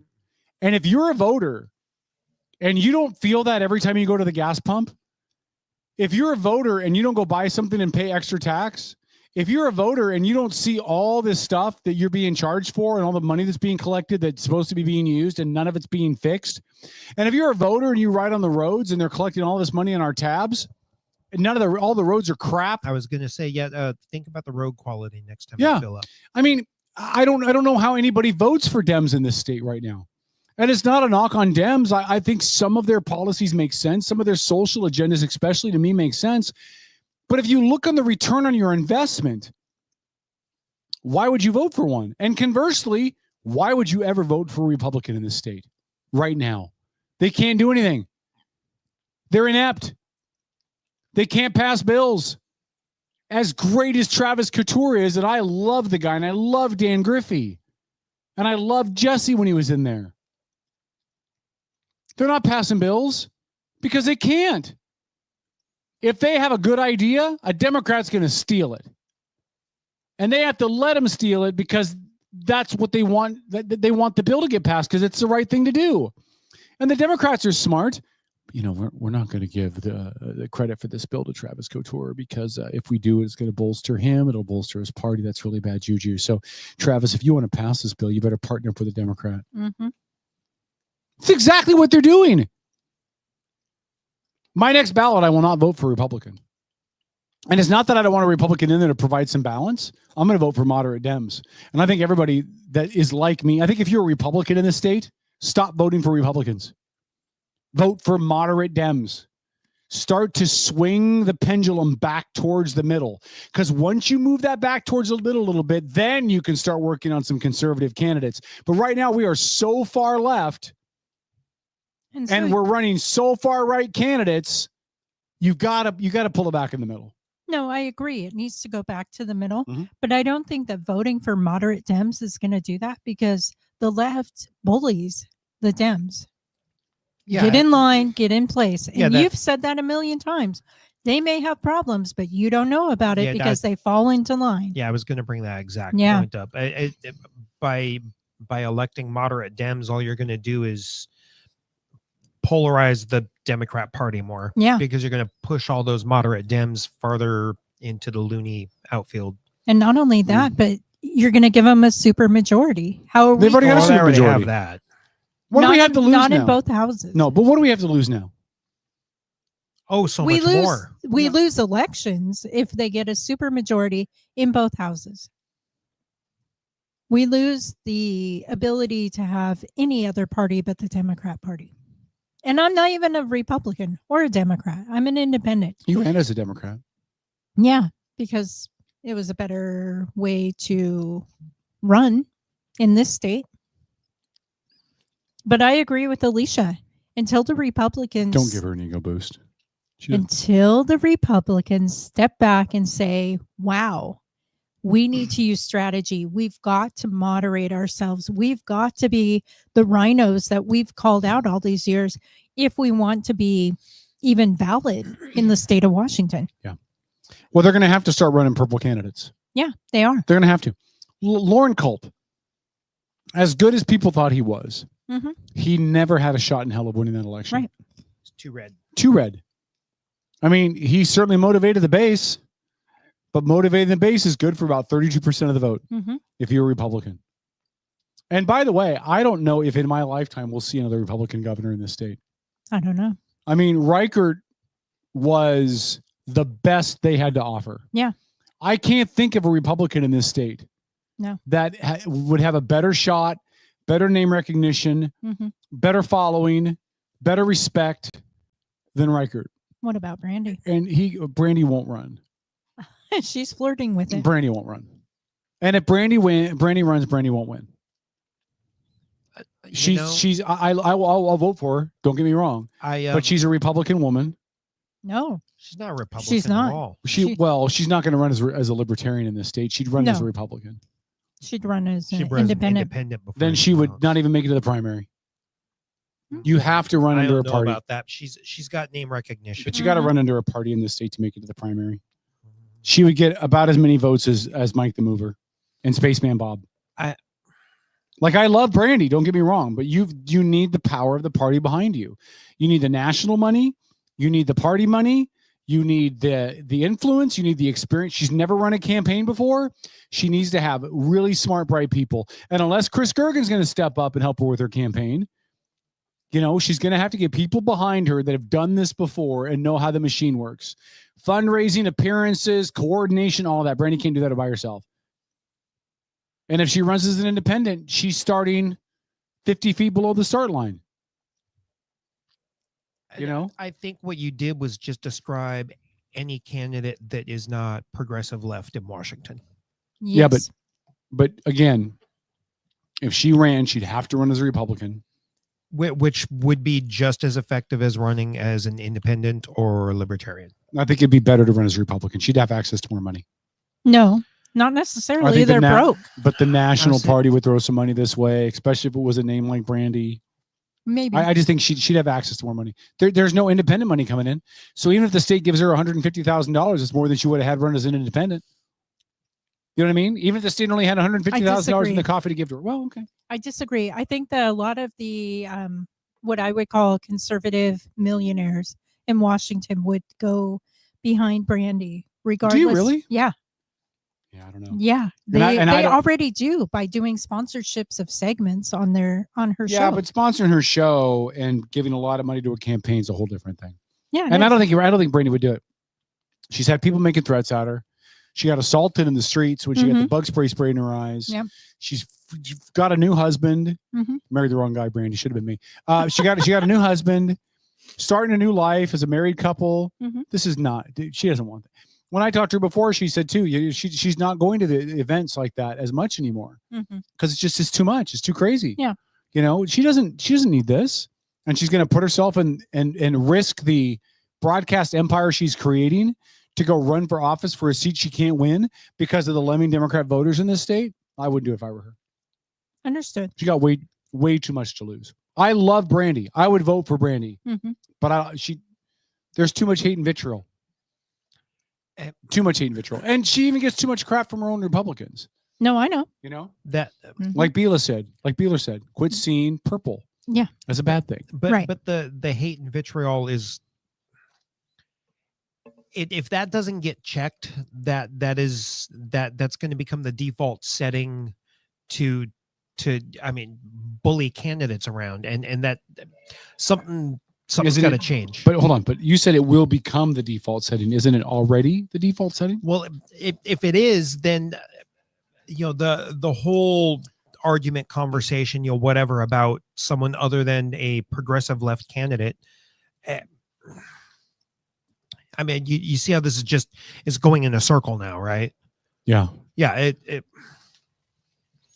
So there is obviously a balance problem, and there's no solution to the balance problem because the two parties involved will continue to pendulum back and forth, and the voters won't do any homework. Yeah, but again, in this state, we're not going to pendulum. We will eventually. Do you think so? Do you think at really some do. point we're going to go Republican in this state? I think we'll go. I think we'll moderate somewhere along the way. Either that or we're going to become so tax heavy that there will be a revolt. I don't. We already have a revolt. Over 500,000 people have not paid their car tabs in years. Right. And refuse to and keep driving. Right. And the police are like, okay. They're pulling people over for him now, though. Yeah, my That- son and my daughter's mom both got pulled over last month within like 3 days of each other. Did they get cited? Yeah. Okay. Yeah. But I mean, there's Oh, a she lot- did. He did not. He got a warning, but she got cited. And we have unofficially truckers or trucking companies who are not resupplying restaurant supply stores as fast. Right. Oh yeah. I They're heard- slow. Yeah, cash and carry. Yeah, they're slow rolling that. Yeah, why is that? What are they hoping to accomplish with that? All the taxes on gas, everything else. Yeah. I mean, Bob Ferguson is continuing on his TDS, and he's going to spend us into bankruptcy. And then what's going to happen? Daddy Trump comes and saves us? I mean, that's not a good scenario either. And Trump isn't going to save us. Trump is going to say you guys did this to yourselves, as he should. Well, it's also going to take longer than Trump's term. I don't think Washington's going to bankrupt itself before Trump's already out of office. But I mean, when we get to that point, we're either we're going to double down and go further in the debt like California, or the voters are going to go, okay, enough. The voters aren't going to go okay enough. They're going to move. Well, it doesn't. Well, I mean, that's a problem also. But Well, that's what they're doing. They're chasing out anybody with money that's Right, going to so- be offended by it. So eventually we're going to have a state full of people that are okay with handouts and funding handouts. Yeah. I mean, again, I keep coming back to the Beelers and the Marty McClendons and the Comptons, right? Strong conservative voices, active in their community. Enough is enough. We can't afford it. We can't make a change. We have to leave. And I understand. I honestly, I don't fault people when they leave. I threw a lot of crap at people, but I don't really fault them for it because I get it. Especially when you were the Comptons, right? They had a small business they were trying to do. It's hard to run a small business in this state, so they had to leave because it wasn't feasible to do it here.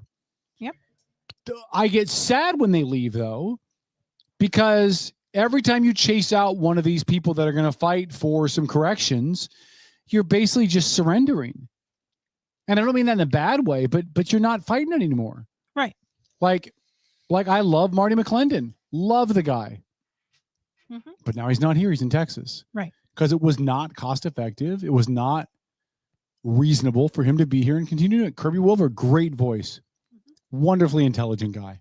Said, F it, I got to get out of here. Yeah. That's dangerous. That's bad.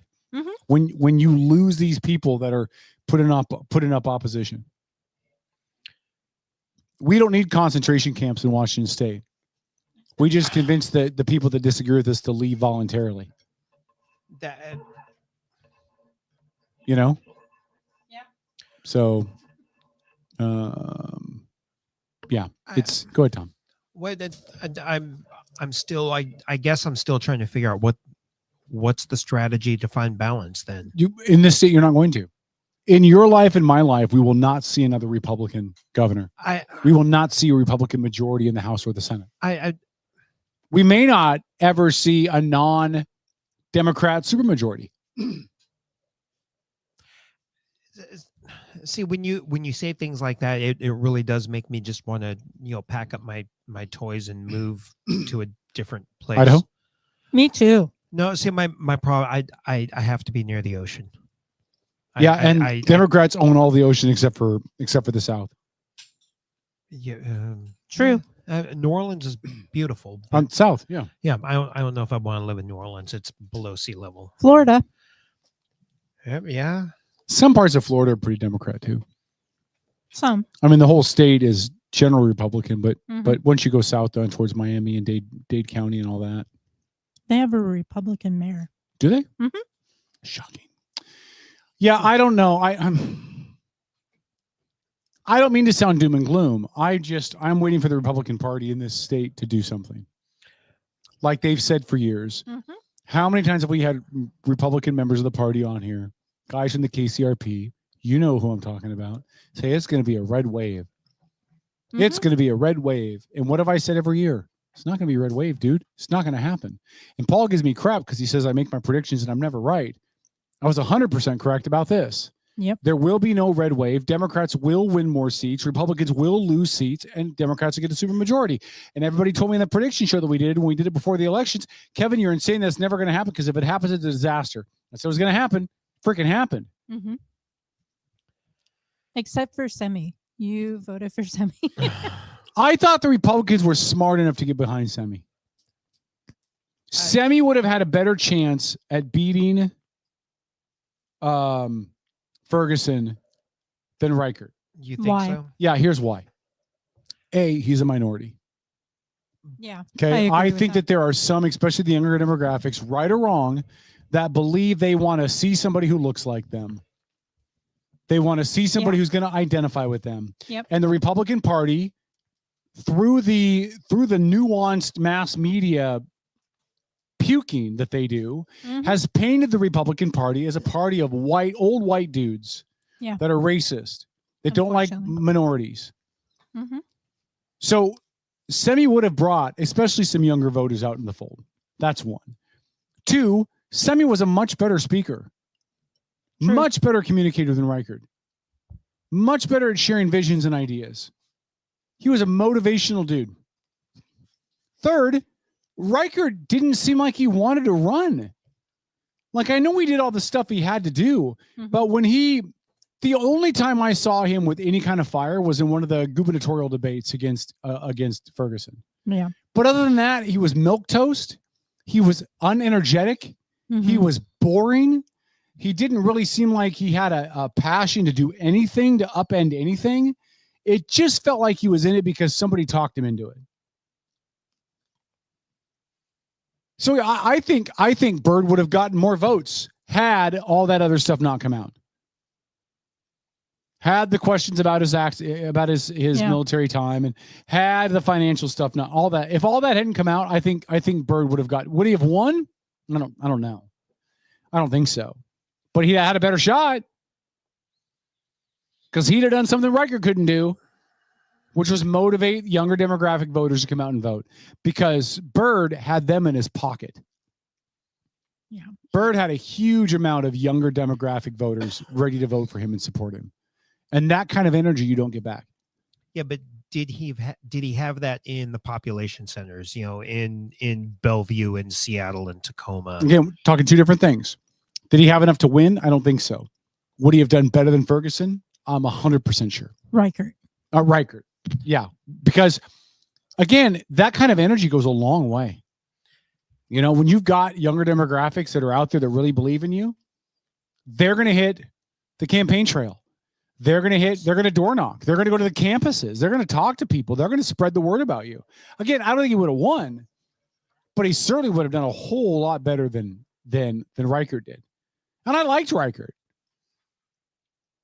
But Byrd was hand over fist a better candidate until that other stuff came out.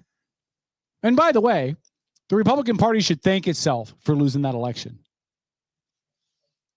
Well, because they did all the op research the Democrats needed. The Byrd people were ripping Reichert behind the scenes, and the Reichert people were ripping Byrd behind the scenes, and the Democrats didn't need to spend any money on op research. No, they just sat back with their hands behind their head and a cigar in their mouth, and they waited to see who came out of it. And by the time the primaries were over, they had a roadmap how to beat them because they just watched the Republicans do it to themselves. Yep. And the Democrats don't do that to each other. Nope. They fall in line. Yeah. It's stupidity. Now, hold on. Did you guys say that you sent Paul the link? I sent him the one that I have access to. Paul said that he never got a link. No, hold on. And I can't look at Paul's and monitor the chat at the same time. So I just sent him the feed again. So, okay. But yeah, listen, it's yeah. John Walker said in chat, Parker was pretty hard on Byrd. Yeah, he was. And I don't understand it. I don't understand why you're doing the work for the opposition. What the Republicans should have said is, I support Reichert or I support Byrd. Not, I support Reichert and I think Byrd is blankety, blankety, blankety, blankety, blank. And here's my proof. And here's my website, birddocs.com. And then you guys are surprised when the Byrd people didn't get on board with the Reichert campaign and hit the trails for him. I wouldn't either. I'd be pissed.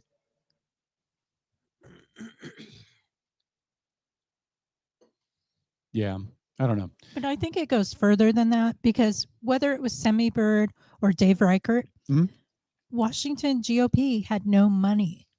That's their biggest downfall right now. Besides not having strategy, not making those connection to younger voters, they have no money. Yeah, they're they have broke. no organization. Yeah, they're absolutely broke. Yeah. And when JT Wilcox left the leadership, they were in a bad spot. And I thought, well, this can't get worse. Well, I was wrong. Because it's certainly worse now. The last I heard, they had a couple $100,000 in their bank account. Now, that was a little while ago. Maybe that's changed. I'd be surprised if it changed. Like we're in between election cycles right now. The Washington GOP or the Kitsap? The Washington GOP. Oh, okay. The last I heard, it was not much. 200 some odd thousand or something. Compared to the millions that the Dems had. Yeah, the Dems had like 1.3, 1.5 million. Right. Mm-hmm. You know what I mean? And you can't fund that. You can't do it. And look how many heir apparents the Republican Party in the state has pushed out. Yeah. Lauren Culp was going to be the guy. Dave Reichert was going to be the guy. Who was that? Tiffany Smiley was going to be the guy, the girl, the guy, right? Josh Freed was going to be the guy. Tim Eyman was going to be the guy. None of them are the guy. Dino Rossi was going to be the guy. None of them are the guys.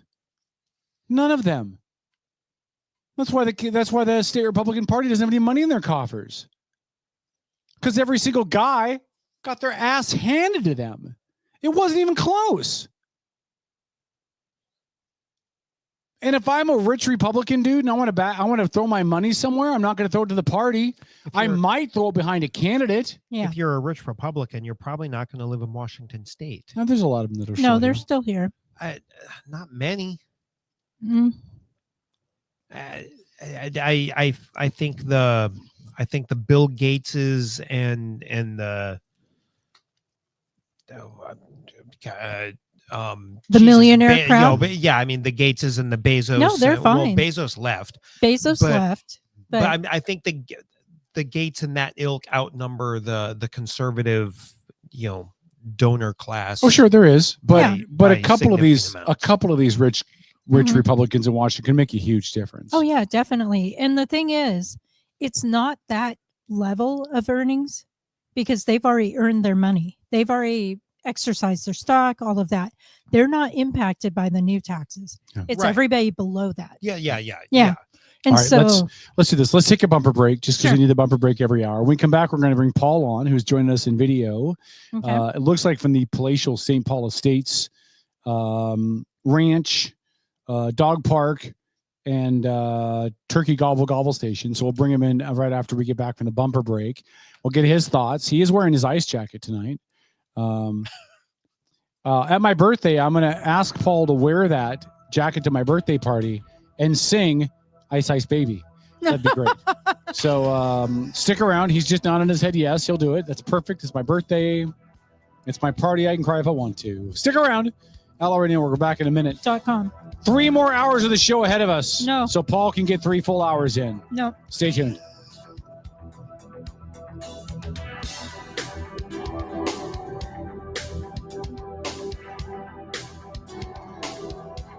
This is the Outlaw Radio Network.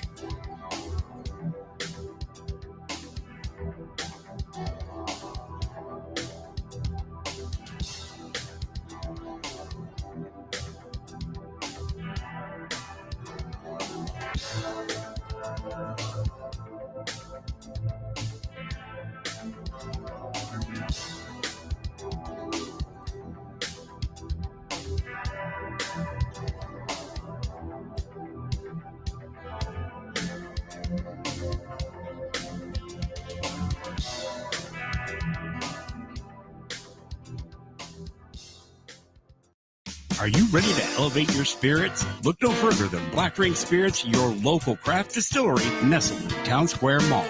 Indulge in the smooth richness of our handcrafted spirits, meticulously distilled to perfection. Whether you prefer the bold kick of our bourbon or the subtle sophistication of our gin, Black Ring Spirits has something for every palate. Visit us today at Town Square Mall and experience the essence of true craftsmanship. Black Ring Spirits, where passion meets perfection, unconventionally traditional. Admin a la carte are specialized local experts committed to helping you run your small business. From general admin and sales support to marketing, digital media and technology to real estate and compliance. Admin a la carte's only goal is to take your business to the next level. Find out how Admin a la carte can elevate your business. Visit admin-alacarte.com for more information. That's admin-alacarte.com. Admin a la carte. Your business doesn't fit into a box. Why should you have to? On a recent episode of the Outlaw Radio Network. Some of our listeners even appreciated you dumbing it down for them. So, on behalf Sometimes of Paul, I have to thank you. mansplain for people like. By the way, mansplain is when men explain things to a woman in a condescending tone. I just mansplaining. That's the Outlaw Radio Network Sunday nights at their new time from 6 to 10. Outlaw Radio Network.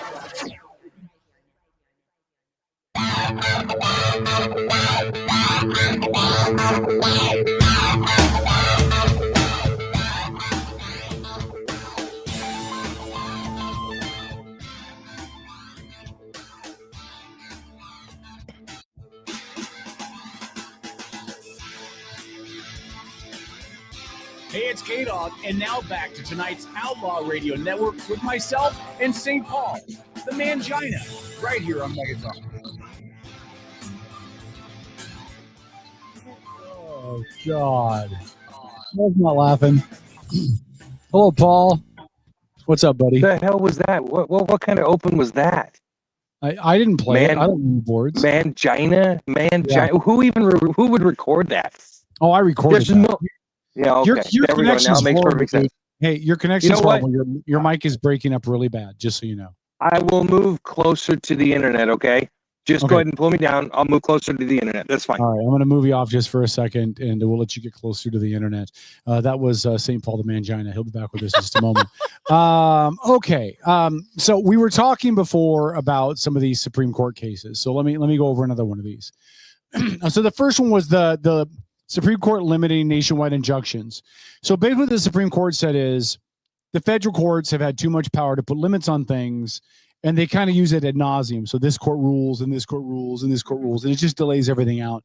The Supreme Court has said there has to be limits to that, but the Supreme Court also sent these cases back to the lower courts for final clarification, and they also delayed Trump's executive order ending birthright citizenship for 30 days so that the courts can consider it. I don't know how to feel about that. So unless you guys have a specific comment, I think he's right. I think they're right that the federal courts and the lower levels have really used their power to circumvent some things. But well, I think what they're trying to do is stop people from judge shopping. Yep. I certainly hope so. Jurisdiction shopping. Yeah. Mm-hmm. Yeah. Fair enough. I guess that's part of the problem too, is judges take their personal skew on things and inject it into places where it isn't necessarily appropriate. I think all judges do that though, right? I mean, at some level, right? Even if you're a conservative judge and you're interpreting it based on your personal view of what you think the Constitution means. And the same thing with the liberal judges. Like, I don't think any liberal judge is like, well, this isn't what the Constitution says, but I'm going to pretend like it does so I can get what I want. Like, I really don't think they're doing that. I think that they just read it differently. Well, I would agree with that, but I think there's I think there's some judges on both sides of the spectrum that are particularly popular, depending upon what the topic is that they're looking for a ruling on. Probably. I will tell you the greatest fruit ever made is a strawberry. Really? A fresh strawberry is the greatest fruit ever made. Lori, thank you for bringing strawberries in. You're welcome. Paul, I don't know if you were hearing what we were talking about. The first Supreme Court. Strawberries. Well, no, the first Supreme Court ruling, which was the one that's limiting the lower federal courts as far as their ability to place injunctions and things to delay out. Like I said, I don't really have an opinion on that at all, in the sense that I got to do more research, but I would agree that the lower federal courts have been used as activists more so than judges on some of these court cases. For both sides, really. Both sides have done it. Nobody should have any illusions about that. And it needed to stop. And one of the things that's been pointed out over the last few days about this issue is that, person X wants to get an injunction against President A, B, or C, right? So they go looking for a judge that is sympathetic to their cause, right? It's not hard to find, right? But the point is, people get said, well, we have three co-equal branches of the government. Yes, we do. But Kevin, you're a kind of constitutional guru, right? Even if some of us suggest it's in your own mind, you still know a lot about it, right? Yeah. So help me out. What is the difference when we look at the three co-equal branches of government? We have what are our three co-equal branches of the government, Kevin? Can you refresh our listeners' memory? Yeah, so we have the judicial, the legislative, and the executive, right? So what is the legislative? What does that consist of? Congress. What is the and senators? Elected representatives, right? Representatives and senators. Mm-hmm. That's right. So what is the executive branch, Kevin? The president. Uh-huh. And the vice president. Well, the president and vice president and his cabinet. And his cabinet, yeah. Mm-hmm. Yeah. What is the judicial branch, Kevin? This is the key distinction here. The Supreme Court and the federal courts. It's just the Supreme Court. The federal courts are part of that system, but they don't have the authority and power to overrule. In a lot of ways, like for the best way that I was able to understand it in law school was that the federal courts are like the junior varsity team, right? So they don't get to just step in and make those decisions. So when the Supreme Court stepped in and made that ruling, basically what they did was they prevented that from continuing in the future for either side of the political aisle, which is appropriate. A federal judge in Hackensack, New Jersey should not be able to override a president's executive order, right? Because the executive branch is above them. Right. The only concern I have with that, Paul, is if we have a president who is overstepping his limits, right? Because it takes forever to get something before the U.S. Supreme Court. It had, there's a process for that. So let's pretend. Which, by the way, Kevin, that was a legitimate argument by the left. That was a very legitimate argument that the process took too long, and I think that was a brilliant argument, and I love what's going to happen as a result, which is that these lower courts are going to be forced to move faster. The slowest court in the world is the Federal Appeals Court. Horrifically long. It can take a year to have a case heard. It's just horrible. It's unexcusable. So that was a good argument. And listen, folks, that's how the system is supposed to work. There we go. Okay, go ahead. Okay. All right. So that's the first one. Here's the second one we'll talk about. This is one of those that I don't get. Mm-hmm. I don't even understand how this became a Supreme Court case. Parents can opt kids out of classes with LGBTQ book characters. Mm-hmm. So the issue is that parents brought suit that they didn't want their kids reading these books based on the fact that the characters are LGBTQ, and the state said, well, you don't get to opt out. And they had to go all the way up to the Supreme Court to validate a parent's right to say, I don't want my kids reading this book. Mm-hmm. I don't understand how the hell it got that far. Like, this gets back down to parental rights. This gets back down to the parent's ability to make a decision. What state did it originate in? I'm going to double check. Go ahead. Because I saw that headline, but I didn't. Guess what state? Washington. Washington, Oregon, California. No, Maryland. Oh. Maryland. Okay. Out of Montgomery County, Maryland. Wow. A group of parents sued the school board seeking to opt their elementary school children out of classes when the reading material included books with LGBTQ characters. The parents argued that without an opt-out provision, their First Amendment religious freedoms were violated. Well, with good reason. Yeah, it should have stopped right there. The school district should have said, okay, if your kids don't want to read these books because it's questionable to you, we'll provide an alternative text. It never should have gone to a lawsuit. Like, this is one of those things that to me is just like a no-brainer. Like, why are you digging in on this for elementary age school kids? Yeah, we can break it down to. Sounds like my alarm's going off. We can break it down to a couple of one-lines for each, right? So the majority opinion was written by Justice Alito, and he wrote that the lack of an opt-out for parents places an unconstitutional burden on their rights to religious freedom. Yep. Just because, and that's simple because there is no opt-out that's being given. We have that here in Washington State. There's no opt-out for those lessons. Yeah. So you don't even know as a parent that lesson is occurring. And there's the problem right there, Kevin. You're like, we never should have got that far. Well, if you're a school district, you have to acknowledge you're giving those questionable lessons that some people might have an issue with if you give them an opt-out, right? Yeah. That's you telling the world, hey, this next week's lesson's going to be a little bit, on the cusp for some people, right? But by not doing anything, the parents don't know. And there's the problem. Now, on the flip side, Justice Sonia Sotomayor, she wrote the dissent for the 3 liberal justices, and I actually kind of found this entertaining in a way, because her entire dissent was based on one single sentence. Are you ready for this? Yep. Schools expose children to different views in a multicultural society. That was her dissent. She's not wrong. Obviously, obviously not. No, but that's like saying, well, we feed kids, we make them eat together in the lunchroom. It's like it's so simplistic and like WTF, man. Yeah, of course we expose children to different stuff, but we don't teach a 7-year-old about blowjobs, do we? So that's like this is such a colossal difference in textualization. It's it's dumb. It's like dumb. I think that was the issue for me, right? If this were middle school or high school, I wouldn't have been as opposed to it, right? Because I think at middle school and high school, you can argue we need to open up people's minds about other groups that exist that are not like you. I think that's a fair assertion. Yeah.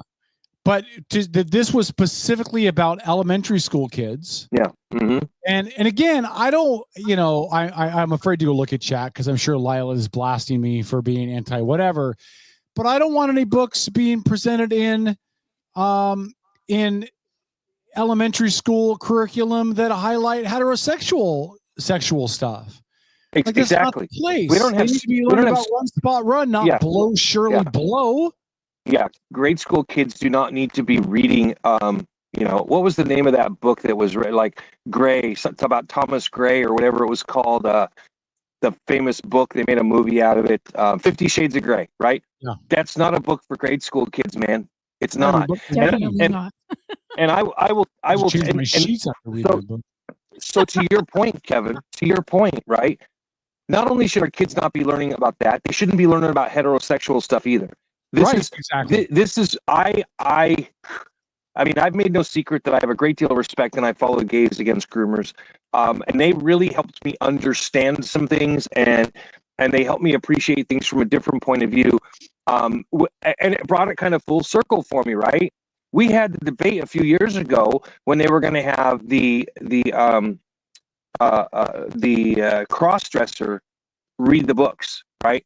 And so we really started getting into that issue. And what the Gays Against Groomers, I believe her name was Alex, right? She helped me understand was that, listen, it's one thing to be a gay person and, going out there and showing your pride. It's a completely another thing to be a cross-dresser, which, by the way, cross-dressing is what? It's a sexual fetish. So what you're doing is you're exuding your sexual fetish in front of children. Now, there's a whole take the one sexual fetish out, cross-dressing, and add a different one, because there's a whole lot of sexual fetishes children got no business seeing or being around in any way, shape, or form. So why do we think as adults that it's okay for other adults to act out their sexual fetishes in front of our children. All of a sudden, it takes on a different connotation to me. Yeah. And I challenge anybody else that doesn't recognize it as such, right? That it is, you know? Yeah. Cross-dressing is a sexual fetish. You and I have a little bit of a different take on that. I think if and that's okay. If you want to have a drag story hour, and parents opt to take their kids to it, okay, you're a parent. That's your call. That's your kid. You're a parent. Your call. It should be extracurricular. I'm not talking about it in the school, like what was it, bookstore under the stairs or whatever here in the mall. Right, that would be extracurricular. They were going to do one. It was a private event. They canceled it because there's a lot of blowback. Oh, I said blowback. Good Lord. But again, if that's what you want to do, I think you're fine. But I also think if you choose not to do that because you do not wish to put your children in that kind of a scenario, more power to you.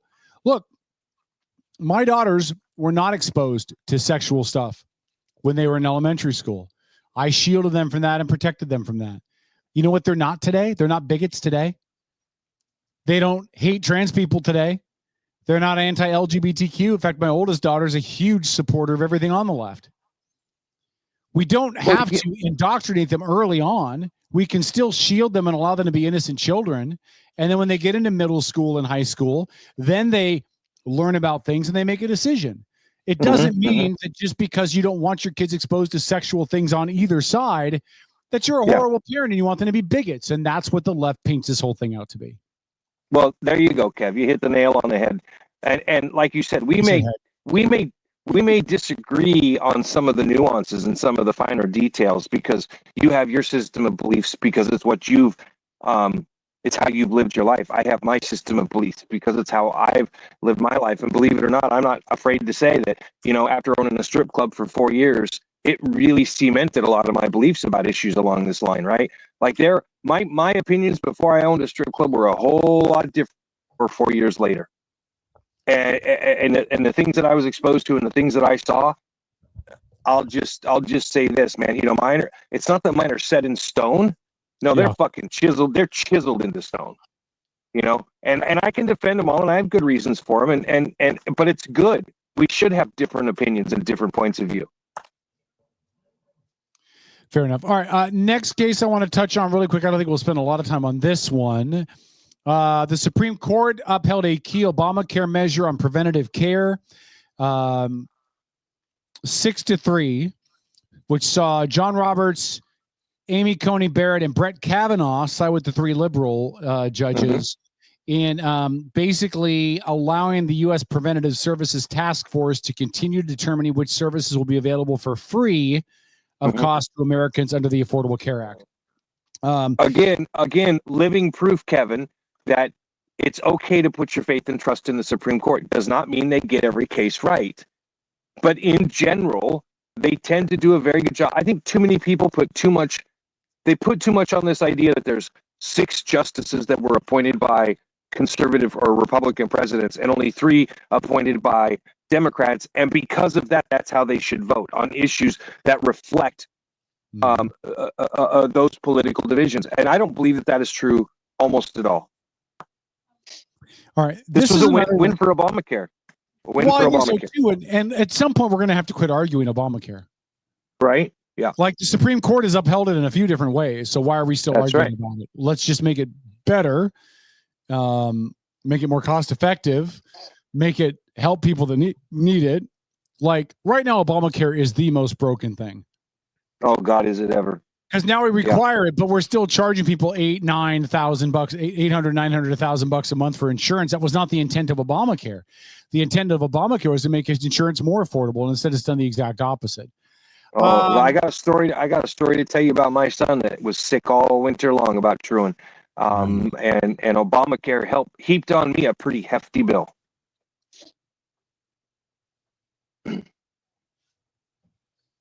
Uh-oh. Did I lose you guys? Oh, no, we're still here. There you are. Okay.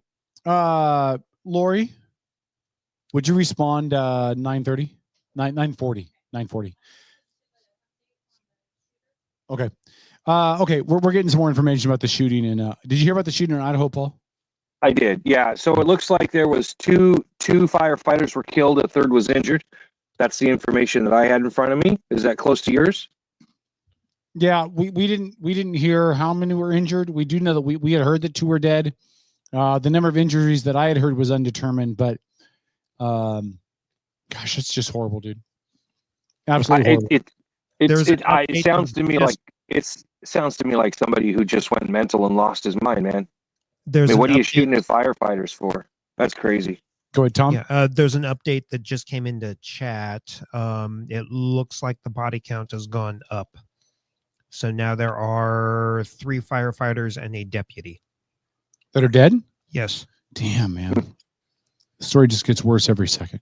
All right, another bill that came out. This is another one of those that I just don't understand how this even got this far.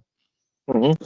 The U.S. Supreme Court upheld on Friday a Texas law that requires consumers to provide age verification in order to gain access to commercial websites that provide sexually explicit material. So basically, the court said, if you're going to offer porn, you need to prove that the people that are looking at the porn are adult and able to look at the porn. And somebody actually argued, oh, we don't need, let the kids look at the porn. Now, the argument was that the law was too broad. It wasn't functional. How do you enforce that? With data coming in I don't home, know. I mean that's really something that has to be dealt with on the like home level. Yeah. I don't know. I know, like, if I have a website for Black Ring Spirits, I have to have a little RU21 click yes wall up before you can log into the website. So here's what it says. It says here, free speech advocates argue that while the law's goal is to limit minors' access to online sexually explicit content, it is overly vague and imposes significant burdens on adults' access to constantly protected expression. Lawyers for Texas said in their filing and during arguments that the law's opponents had failed to show a single person whose rights had been chilled by it. By a vote of 6-3 along ideological lines, the court agreed with Texas, saying the law only incidentally burdens the protected speech of adults. So I'm going to put this in overly simplistic terms. Arguing that it is onerous to require people to provide age verification that they can access online pornography is roughly the same as asking people to present ID when they go to the store to buy paperback pornography. We wouldn't allow the second. Why would we allow the first? We wouldn't allow an 18-year-old to walk into a porn shop and say, but really, I promise I'm over 18 and they're 12, and give them the materials. Why do we take their word for it when they're online? Yeah, but how do you enforce it online? I don't know, but I know that Texas has the right to come up with a process. Right. And the fact that anybody would push back and say, oh, no, this is onerous. No, it's not onerous. I was 12-year-old once, too. Of course I went and looked at whatever pornography I could find at 12. I wanted to see naked boobies. I'm not degenerate or not. That's a 12-year-old boy thing to do. So for Texas to say, we'd really like to restrict that, especially on the internet, when the stuff you can view on the internet is far worse than the stuff we could view when we were teenagers. And for anybody to argue that that's somehow unfair or illogical, man, that just blows my mind. Yeah, I'm just curious about the technological ability to do that. Enforce age verification on a device in your home connected to the internet. How do you do that? So let me read what it says here. The Texas measure enacted in 2023 was aimed at protecting kids under the age of 18 from exposure to porn. It did that by requiring every user, including adults, to first provide proof, typically via a government-issued identification, that they were at least 18 years old. The statute applied to all websites and that contain content that is 1/3 or more sexually suggested in nature and, quote, harmful to children. Okay, how are you providing age verification other than filling in a birth date in a box on the screen? They had to provide a copy of their ID, is what it said. It did bar the websites from retaining the information.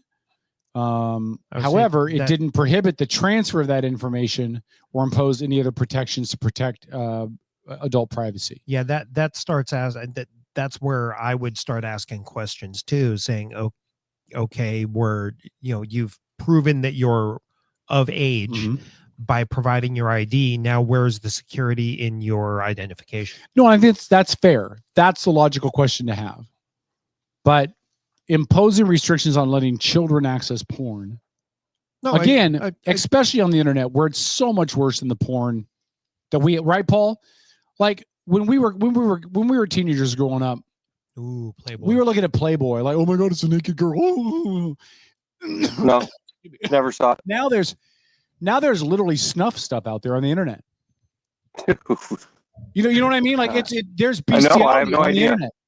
There's water sports on the internet. Like the stuff that kids can find on the internet today relatively easily is so much worse than what we saw when we were back at that age, Paul. You have to protect kids from that. Coming from the guy who referred to the former president's head of transportation as bukkake. Yeah, I mean, some of the stuff is it was an honest mistake, Paul. It was an honest mistake. Buttigieg and bukkake. Okay. Honest mistake, Lori. Just a quick update.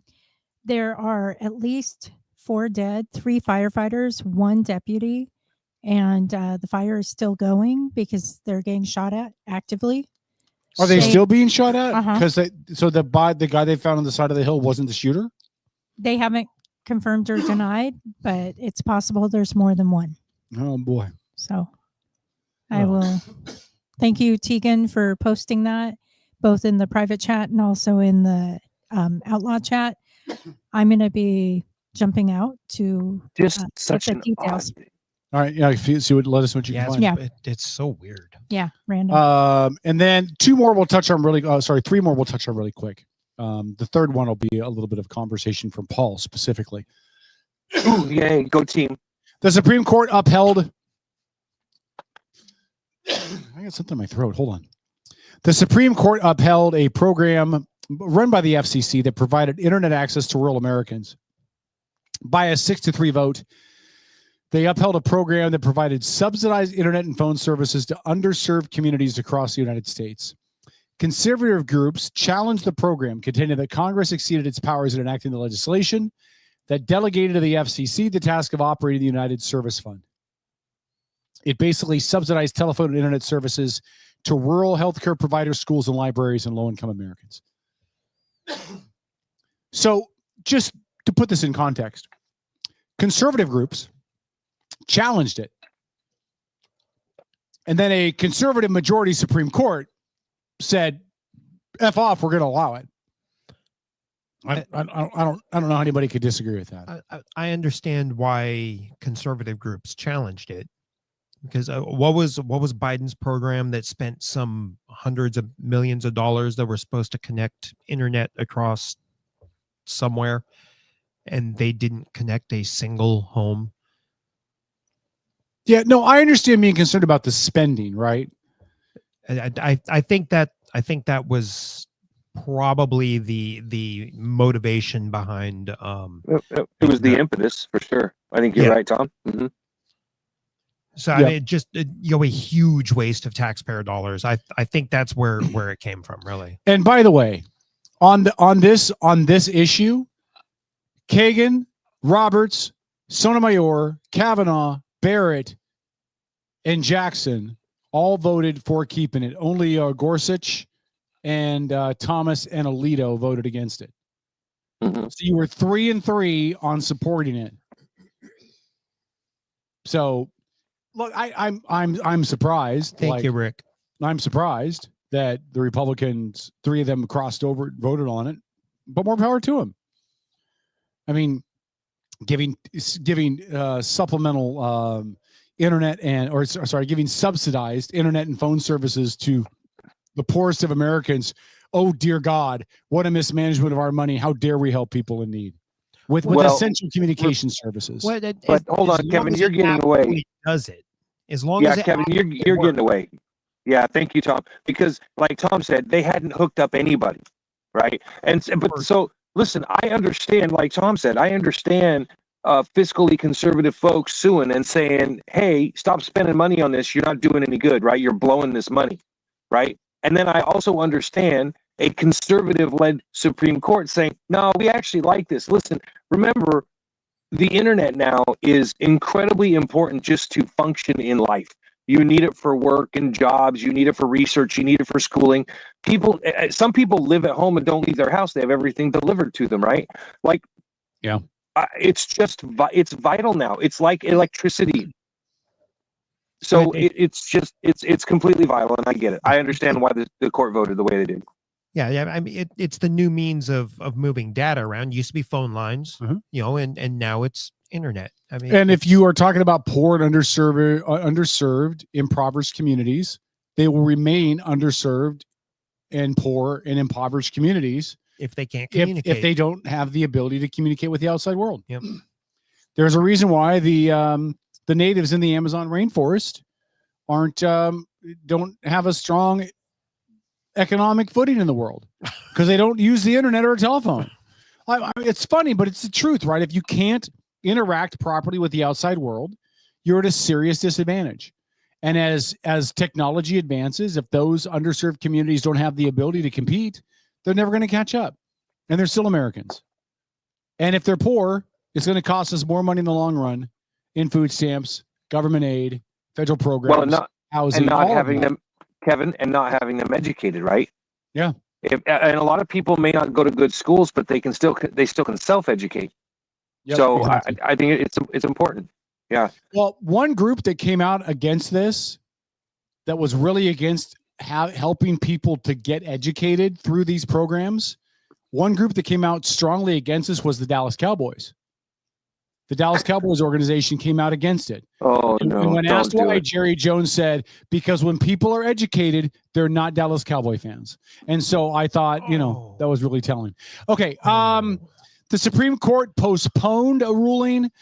They were supposed to get involved in redistricting a district in Louisiana that was argued to be a black majority congressional district. A group of non-African American voters sued, claiming it was gerrymandering. The Supreme Court said on Friday that it would re-argue this case in their next term. So that got put to the back burner. And then here's what I think Paul will have certain comments about. The Supreme Court upheld South Carolina's ban on Medicaid funding for Planned Parenthood. The Supreme Court allowed South Carolina to bar Planned Parenthood's access to federal Medicaid funding for non-abortion services. The decision allows states to ban the organization from getting Medicaid reimbursements for cancer screenings and other care not related to abortion. At issue was the provision of the federal Medicaid law that guarantees Medicaid patients the ability to choose their doctors, or in other words, the statute, they are entitled to any qualified and willing provider. South Carolina mandated that it could disqualify Medicaid providers for any reason the state law allows. Governor Henry McAllister, Republican, said taxpayers should not be forced to subsidize abortion providers who are in direct opposition to their beliefs. So the issue with this is really, to me, hazy.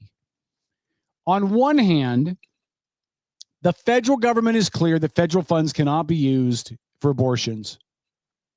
So you cannot provide federal funding to cover abortions in any way, shape, or form.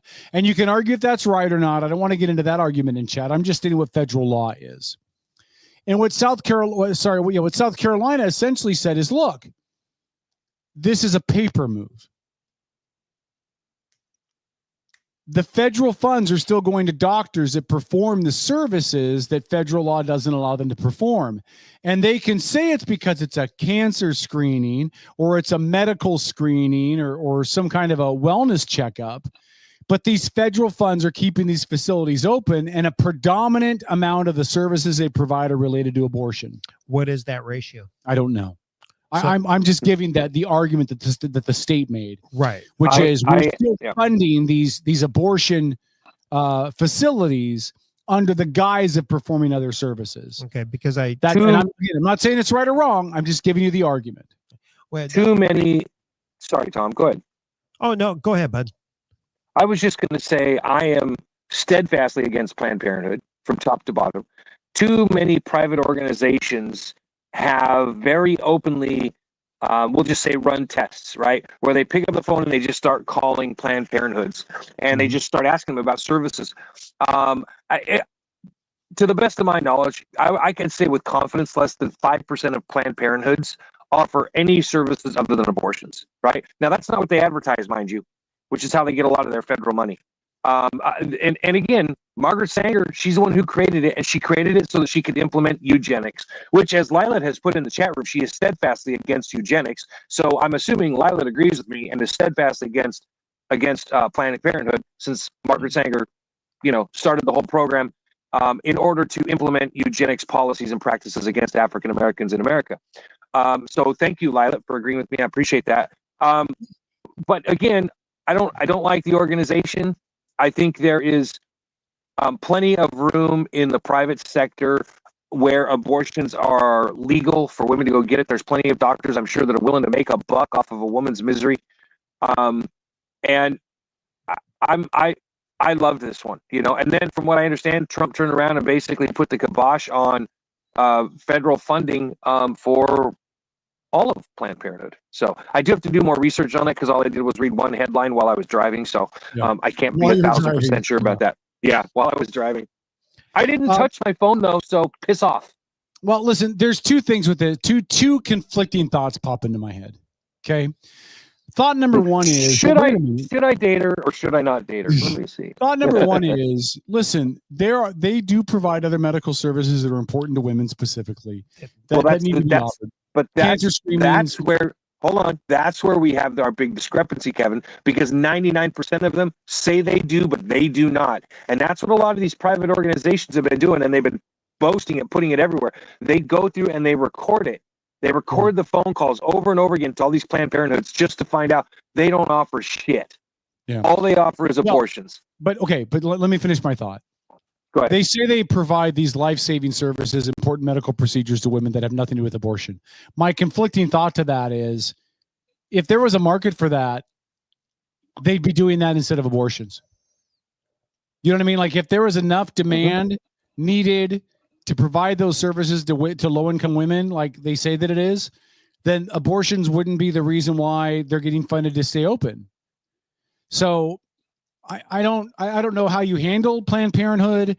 I don't know if I agree with shutting them down or defunding them, but I do in the end think that it is a paper move. So if you're funding Planned Parenthood for all these female medical procedures that are not abortions, how are you separating that money in their bank accounts from those? You know what I mean? It all goes in the same bank account. Here's the question, though. Because I do know a couple of women that use Planned Parenthood for all of their medical needs. I use Planned Parenthood to find days. But go ahead. Yeah, in that regard. Kevin's pickup line used to be, "Hi, can I come in for a second? Just wondering who's emotionally vulnerable right now." Wow. I hate you, Paul. No, but the question is, what is the ratio of services, medical services, the non-abortion medical services versus abortion? What is that ratio? Because if Planned Parenthood, and I don't know what these numbers are, but if Planned Parenthood says 75% of their services are non-abortion related and they're serving lower income areas, then that's a conversation I think that needs to be had, because the majority of the majority of the services performed are just common everyday checkups, that kind of thing, screenings, etc. So I don't think there's enough data in order to really have that conversation. I don't disagree with you, but I'm going to push back on one thing, right? Low income folks have the ability to get health insurance. Sure. So why is Planned Parenthood and I'm not knocking, but I'm just asking, why is Planned Parenthood the place then? I don't know. If you can get insurance, why couldn't you go to any doctor for a mammogram, a cancer screening, whatever, a female wellness checkup? Why is Planned Parenthood the lightning rod in this conversation? That place, and I don't know the answer to that. I don't either. I mean, there's more data that needs to be. I think that one of the reasons Planned Parenthood is looked at as a choice is that you don't have an established doctor. Maybe you're a transient type of person Maybe, who moves from one city to another. There's always a Planned Parenthood nearby. I'm not speaking up for them. I'm just stating an eventual possible fact. And the other thing is, if the funding is cut, regardless of my personal feelings, how are they going to determine what was non-abortion, what was abortion? Because we're going to fall back into the same trap that hospitals were using during the pandemic. Everything was labeled as COVID-19 death. Yeah. To get that federal funding. Creative billing. Yeah. Lila has said in the chat. Spot on, Lori. Lila is in the chat defending access to abortion, and I understand Lila's point, but that's not what this discussion's about, Lila, because the federal government has a federal law in place that says they will not provide money for abortion. The federal government, the federal law precludes that. So whether or not we have a conversation about whether or not abortion should or should not be restricted, that's not the conversation on this level. On this level is the federal government deciding how they want to submit money, and whether or not a state like South Carolina can interject itself into that discussion to an agency that at least they argue is predominantly providing abortions. That's what this is about. Again, I understand you're passionate about abortion. We can have that conversation again because Paul is never afraid to have it. But this is not so much about abortion, this argument. It is about where the federal government says the money can go and whether or not the state can regulate that as well, and whether or not an entity that performs a service that is not supported by federal Medicaid and Medicare dollars, whether or not the state could step in and regulate that. So it's a really fine line, right? It would seem the state can regulate the state dollars, but not the federal dollars. Right. The state regulates Medicare. The feds regulate Medicare. The state is regulating Medicaid. Right. Which, by the way, is still federal dollars. Okay. Yeah. I mean, the state can use as they want to, but most Medicaids, I believe, comes from the federal government to the state, and then the state doles it out. Okay. And Lila said the Planned Parenthood does a huge number of things that are not abortion related. It's ridiculous to say it's only for abortion. It's to take away a service that poor people need. Kevin, there are a number of people that cannot get insurance. If we just had universal health care, this wouldn't be a problem. Well, Tegan just, without even saying it, said it, right? The people that are having trouble getting insurance right now, frankly, are people like me. Middle income folks, we don't make enough, or we make too much to qualify for subsidized services, and we don't make enough to pay for it. They want over $800 a month for my service. Yeah. I cannot fucking afford that, period. Right? So there's truth. There's kernels of truth in what Lila is saying, but Lila is warping it to fit her political view. Whereas I think we need to have the conversation outside of politics, right? And I've said many times on air for years, like, if you promise me, like, if I'm going to pay X amount of dollars in higher taxes, but I will never have to worry about health care, I'm for it. The problem is nobody's been able to put forth a plan that's going to work, because every country where we see socialized medicine, it's a goddamn mess everywhere. Yeah. True. Everywhere. And listen, and you and Lila are talking the same thing, right? The idea of nationalized healthcare, universal healthcare plan, theoretically, if it was done correctly, would solve this. But look, what happened in just Washington State alone? When you passed legislation that required everybody to have auto insurance, what did it do? Auto insurance prices skyrocketed. Of course. And they skyrocketed because now you didn't have a choice. There was no supply and demand. There was only demand. Hold it. You know what I mean? Kevin. Oh no, here we go. This libertarian moment brought to you by. Yep, me. Wait, can I guess? He's going to say, how does deregulation sound? Yeah. Yeah. Well, listen. Deregulation, I said this before, makes sense at some levels, right? I'm only suggesting. At most. I'm only suggesting that Lila said that's why it should be nationalized, all insurance. But again, when the federal government pays for things, people can charge whatever they want to, and inflation is a thing, and excessive costs are a thing. The government has never funded a project. Never, ever. Any government funded a project that came in on time and on budget. Never. The government is guaranteed to fuck it up. That's why you give the government as little money as possible and control. And as little control as possible, because if they have a tiny budget, all they have to do is pay their soldiers and their firefighters and their policemen and keep the lights on in the offices, and that's it. They're out of money. Yeah. No more money. Speaking of police and firefighters, the shooter has been neutralized. I've already posted in the chat. Tegan put in a link for further viewing after the show. And has the done. shooting stopped? Shooting has stopped. Unknown amount of civilian casualties, whether that's injuries, shock injuries, or possible shootings. Good Lord. Yeah. Yeah. Boy, that story makes me sick. I love that phrase. The shooter was neutralized. Translation: his fucking head was blown off. You know, Or he just did it call himself. like it is. He probably did it himself. I mean, let's be honest. They didn't specify that. Again, I'd like to remind you the K-Dog motto of life: if you're going to try a murder-suicide, please do it in reverse. Amen. All right. Okay, we're gonna take the last 11 minutes of the show.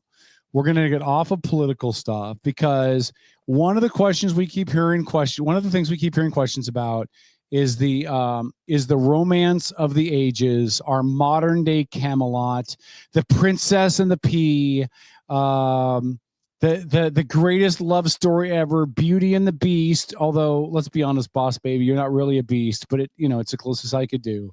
Whoa. Boss Baby and Man Chop. Can you bring your mic on, your camera on? There they are. Boss Baby and Man Chop joining us from the Boss Baby Studios, proudly sponsored by Black Ring Spirits. What's up, folks? Your mic is muted. Turn on your mic. Proudly. Oh, for the love of God, you're in charge of the tech and you can't even unmute your microphone. Okay. How goes the romance, Boss Baby? Lovely. Hello, Man Chop. Hello. Do you mind the nickname I've given you, Man Chop? No problem there. All right, good. So just give the listeners a little. Yeah, she does have a new hat, Tegan. It actually says "Shit Show Supervisor." What does your hat say there? Oh, it's an American flag. Okay. Yeah. Perfect. So Boss Baby, why don't you fill everybody in on the goings-ons of the relationship? Like, when did it start? How did y'all meet? Was there a lot of crying and stuff after you broke his heart the first time? Like, give us some details. Crying. Let's see. About 2 months. Online. You met online. What site did you use? Are you willing to share that? Plenty of fish. Hiley. Oh, Hiley. Hiley. I've never tried Hiley, but I've seen ads for it. It looks like a dumpster fire, but it worked out good for you guys. It was less of a dumpster fire than all the others, on my end, at least. So, Man Chop, what did you see in her profile that got your attention to Boss Baby? It was, I believe it was a Ohio Buckeyes T-shirt and the smile. Who bought you that Ohio Buckeyes T-shirt, Boss Baby? Was that the one I got you? It wasn't long sleeve, no. Oh, it wasn't the one I got you? Okay. No, I was going to try to take credit for you guys being a couple, but then I can't do that. Oh my gosh, Kevin. Boss Baby, what did you see in Man Chop's profile when you saw it? Like, what drew you two together? Oh, this is an embarrassing story. And for the look on her face. Go ahead. What is it, Boss Baby? All the things. All the things. Like what things? Oh, somebody's full of shit right now. No, so nobody that knows me would believe this, but he is a whopping 2 months older than me. Wow. Oh my gosh. Cradle robber. Okay. Yeah. I'm shocked. Yeah, I know. And he had all those things. And What things did he have? The things that women look for. Which is what? I have a checklist, and he ticked off the boxes. What are some of the things on the checklist? Why are you being evasive, Boss Baby? This is like interviewing Michelle Caldier. Hey, Michelle Caldier, what did you do in the legislature? I have a checklist. Okay, whatever. So what's on your checklist? Not being let's see, not being a Kevin. Reliable, being all those things. I have to say he knows, or he got our favorite movies are the same, like the top probably 2 or 3. And Okay. so he started quoting something that I never hear anyone quote. And it was like, oh, hey, this is going to work. It wasn't Princess Bride, right? No. Praise Jesus. I've never seen that either, Kevin. What? Yeah. As I put on Facebook earlier this week, there's a lot of things this world needs, but one of them is not a Princess Bride sequel. Agreed. I actually looked that up. That's just rumors going across the internet. There's no intentions. Praise God. You're now my favorite of all of her boyfriends. Thank you. I appreciate it. All of them. All of them. All of them. At Yeah. 0.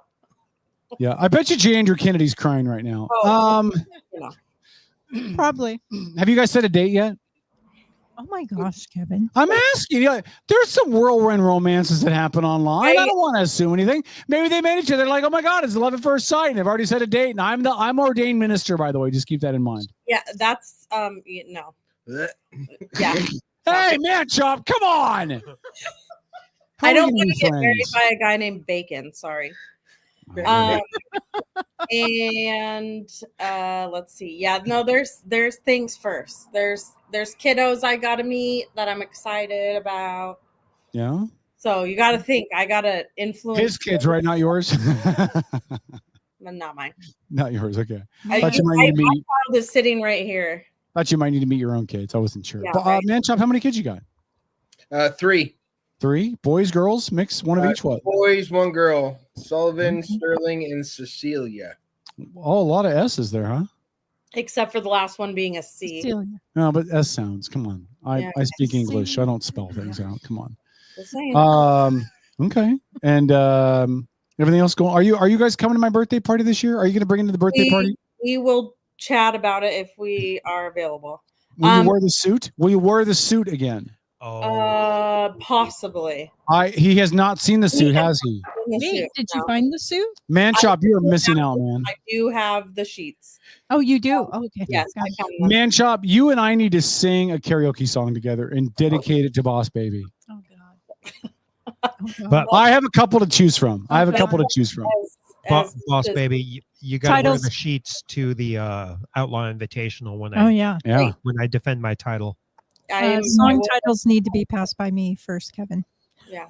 No, I think him and I should sing and dedicate to Boss Baby. The lap dance is always better when the stripper is crying. Oh, Bloodhound Gang. Do you know that song, Man Chop? No. When we're done tonight, I have homework for you. It's by Bloodhound Gang. The album's It's called Hooray for Boobies. The Lap Dance is Always Better When the Stripper is Crying. It's the last Hey song. Kevin, he happens to be in your neck of the woods on days that end in Y. Do you live out this way, Man Chop? He works out that way. Well, what do you do for work without saying where you work? What do you do? I work in a warehouse. Work in a warehouse? Okay. He works at Costco. Okay. I don't know. It could be Amazon, could be Costco, could be Minder Meats. Navy. Could be DOD, you know. Oh, you're DOD? Okay, I'm a federal employee too, man. And former. Thanks for support. What branch? God damn it! Don't answer this wrong. I swear to God, if you answer the wrong branch, I'm gonna end this call. You're gonna be a baby about it. Oh no! What branch? Army Ranger. Oh, for God's sake! Nice. God, Boss Baby, raise your bar a little bit. No. My God. Yeah. Beautiful. Beautiful. At least he's a ranger. At least he's a ranger, as opposed to a tanker. What did you think of the guys in tanks, Man Chop? What did you think of the guy in tanks? Be careful. It's a setup. Setup. A little gay, right? A little gay. Oh, the shit talk's getting deep. I don't know. I was attached to an infantry battalion that had nothing to do with mechanized. Okay. You were a fighting man in the Army. Diplomatic answer. Yeah. Way to go. As opposed to those tankers, man. Damn. Paul, it's so dark there. I can't see you crying. It's great. Well, listen, we're excited to meet you, Man Chop. We really are. I think you and Boss Baby need to come in studio sometime. We'll do like a whole 3-hour segment on the dates. We'll figure out what's going on. Like, we'll just get to the bottom of all of it and see how things are going. I'm excited to meet you in person. Absolutely. But listen, you have to sleep with one eye open, Man Chop. She watches a lot of true crime stuff.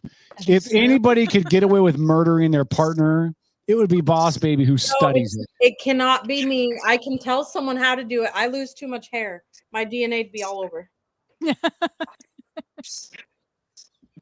Well, this is not true. Hold on. Robert, if this is true, you need to call in on video, like right now. According to Robert Parker in our chat, I'm gonna give props where it's due. Can't make this stuff up. Local defense attorney caught masturbating in the Walmart parking lot in Paulsbo. Police were called and there is video. More to come. Yeah. First of all, There's no place in time for hold that. on, masturbating, and he ends it with more to come. Look, I don't know any since this video. I'm not sure that's video I want to see. More to come. No, thank you. Wow. All right. You know what's really cool, by the way, because I'm former Navy, and Nancy, by the way, Tom's Aunt Nancy Manchop told me to tell you thank you for your service. That she said the same thing to me after our evening together. Anyway. Well, I work for the Navy currently with the you DO. work for me, yeah. Well, thanks for doing that. Listen, the DOD and the Fed peeps don't get enough props for what we do, because there's a lot of work that goes in behind the scenes to help make this stuff work. Absolutely. The supply chain, you can't do the forward line can't do what they need to do without the support from the rear. Exactly. And speaking of support from the rear, that reminds Paul of his days in the tank. Okay. Whoa. Boss Baby, Man Chop, it's been good to chat. When are you guys going to come be in studio? We'll find a day when there's no work on Monday. Okay, so that would be what, Labor Day then? Maybe. Probably Labor Day weekend.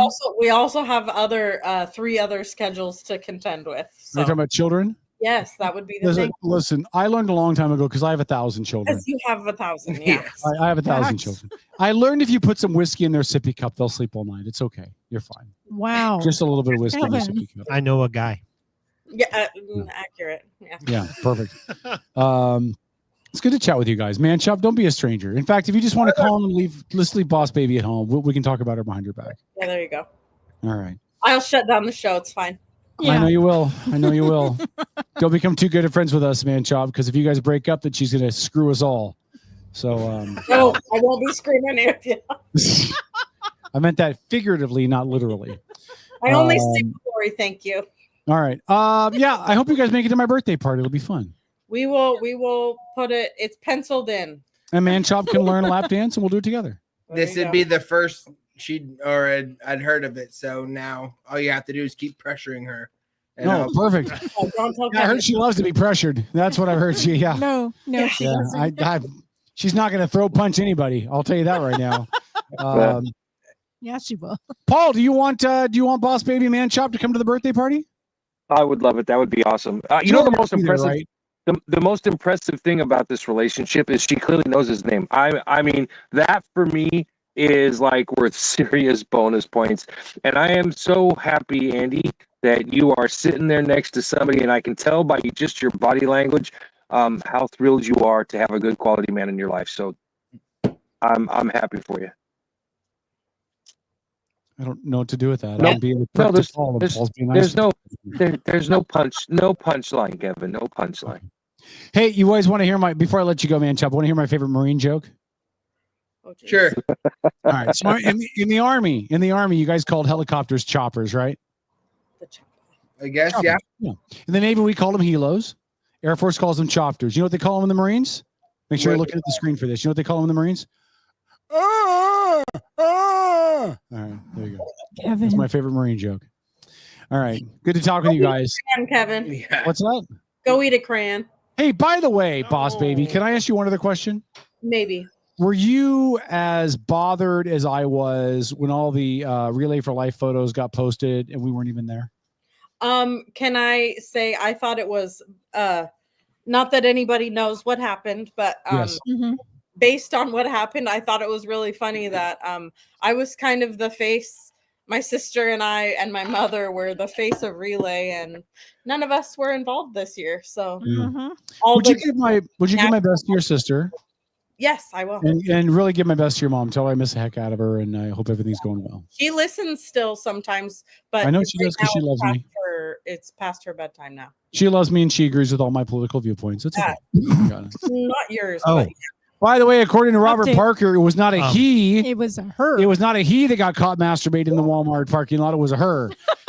I would like her phone number, please, because clearly the bar is low. Clearly the bar is low. Anyway. All right. You guys are a cute couple. Just keep me in mind when you need a minister. no, but okay.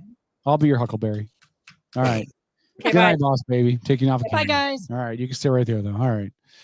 Paul, Yes. you really should invest in power out there at the St. Paul Estates. Oh, you know what, man? I'm just I'm sitting out front because it's nice. It's cooler. The house is hot tonight. Yeah, it is. It's gorgeous weather lately. Really good. Really good. All right, Paul. How did your son's game go? Yeah, I got my alarm going off over here behind me, man. Hold on a second. Your alarm is going off? It's bedtime. It must be bedtime. Paul has to have an alarm to remind his old ass when to go to bed. Damn. I drove by Paul's house. Oh, you I did? don't know, 3-4 days ago, and I literally heard him in his front yard screaming at kids to get off his lawn. Oh, so just like you. No, I don't care if people are on my lawn. I get lonely. Wait, are you selling your house or is someone else? No, it's at the top of the hill. Oh, so it goes even further? Yeah. Oh, yeah. Yeah. Oh. There's 2 more houses past mine on that hill. Yeah. Oh, I thought there was just one. Mine has the best view on the hill, though. Mm. Because when you go up any higher, they're blocked in by trees and Mhm. stuff. But I got the best view on the hill. So do you get the downdraft of the pig farm? No, not really. Oh, good. Not Okay. really. I mean, Just every once in a curious. while, but Yeah. but not generally. No, not Mhm. generally. No. All right, Paul. Do you have anything you want to throw out before we get into parting shots? Say that again. Do you have anything you'd like to throw out before we get into parting shots? By the way, Beeler called you a bad word. Did you hear it? See you next Tuesday. Yeah. What? Why would she do told that? you a see you next Tuesday because you weren't here. You booked her as a guest and then you didn't even come in. Yeah. Yeah. Well, That's what she said. Yeah. Well, I did book her as a guest, but I booked her as a guest for you, Kevin. Oh, thanks, Paul. I love Beals. I really do. She hates her nickname, but I love Beals. Well, here's the thing. I think she's an incredible person, very smart. She's got a lot going for her. And I will say this. I wish she would get back into politics. I know she's gone from it for now. But God, my dogs keep setting that alarm off. I got a problem with raccoons, so I set this alarm off to dissuade them. And right now my dogs are setting it off left and right. Anyway, no, that's about it, man. I got a chance to hear what I could today. The All-Star Baseball tournament lasted a lot longer than we expected, and my son's team won their first couple of games, so they basically kept playing, and now they play for the championship on Wednesday. So, you know, it just is what it is. Would you give True a message for me? Well, I will remind everyone that Saturday, July 5th, Kitsap Paintball Park opens its doors. We have a soft opening plan. So we'll see how that goes, and that'll give us an idea of what things we got to, you know, just kind of tweak and peek and fix and stuff like that. So. Okay.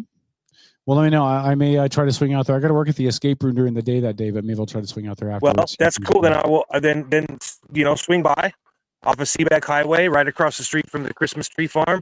Kitsap Rifle and Revolver Club. Again, it's Kitsap Rifle and Revolver Club. Sounds good. Paul, would you give Truan a message for me before we let you go? I will. Tell him I said congratulations, have a blast, and don't forget to charge the mound. Hey man, the kid had 2 singles and 3 RBIs with a run scored, so he was responsible for 4 runs today. So he did a real good job. I was real happy for him. Yeah, breaking news: the Mariners want to sign him. All right, buddy. I love you, brother. Good to see you. All right. Good night, guys. Take care. Right, Have a good night. There goes Paul, the mangina. Thanks for coming out, buddy. We appreciate you. Happy 4th, Paul. Yep, and he's gone. He's so much fun to pick on. He really is. All right, really quick, I want to go into chat, see if the listeners have anything. Kevin says best wishes to Paul's son. Robert said that lawyer left a parting shot. Yes, they did. Tegan said Washington State Supreme Court finally made a decision on caseload standards for public defenders. It's about time. You could not pay me enough to be a public defender because the caseloads are too high. It just, you can't give adequate defense if you have too big of a caseload. Lila said, I'm pretty sure she stated she hates that nickname and you use it anyway. Shaking my head. Even if you feel it's a term for endearment, it obviously bothers her and is disrespectful. I think we were playfully bantering with each other, Lila. I would not step into a friendship that's gone on for like 7 or 8 years and assume you know. I think she was giving me crap the same way I give her crap. But when you get friends, let me know how that works out for you. Robert said, what is a septic alarm? Robert, are you not on septic? No, you're probably in Bremerton, so you probably have. I have septic, and my alarm used to go off all the time. I wish Robert would give us more information on the wonderful public defender defense attorney busted masturbating in the Walmart parking lot. Kevin needs to know. No, listen, I've never understood this. It'll be on the blotter, Kevin. No, listen, I've never understood this. How does anybody think, it's a Sunday night, I'm alone. It's Walmart. Come on I'm now. feeling froggy. Feeling a little hot and bothered. So you mean Walmart doesn't get you hot and bothered? No, listen, a little hot and bothered. I think I need some alone time to please myself. Nothing sounds more alluring than the Walmart parking lot in Paulsbo. Why? What part of I need to watch strangers walk in and out of a grocery store makes me want to touch myself inappropriately? How does that make any sense whatsoever? Like, I could understand it if you were a pedophile and you were parking outside of the petting zoo. That I wouldn't condone it, but I'd understand it. Maybe the Tinder date didn't show up. If you're a weirdo and you're parking outside of the public pool, okay, I don't condone it, but I guess I'd understand it. But is the sight of people walking out of Walmart with a loaf of bread and a bag of flour what turns you on? I don't know. Lila said the thrill of getting caught almost. Well, that threw one out the window when they actually did get caught. But Lila's probably right. I want to see the how they do like the police blotter or whatever. Yeah, Kitsap County Sheriff is doing some famous things on YouTube now. I want to see that. I want to see how they describe this one. If you find that, let me know. I will. I don't. Again, I don't understand. I don't understand. I've done some weird stuff in my day, but I've never done that. Never done that. Never thought I really want to masturbate in a public parking lot. That doesn't make any sense to me. All right, Dennis, do you have any parting shots, my friend?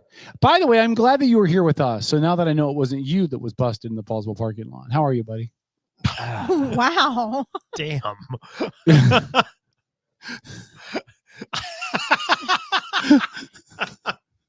I'm fine. If looks could kill.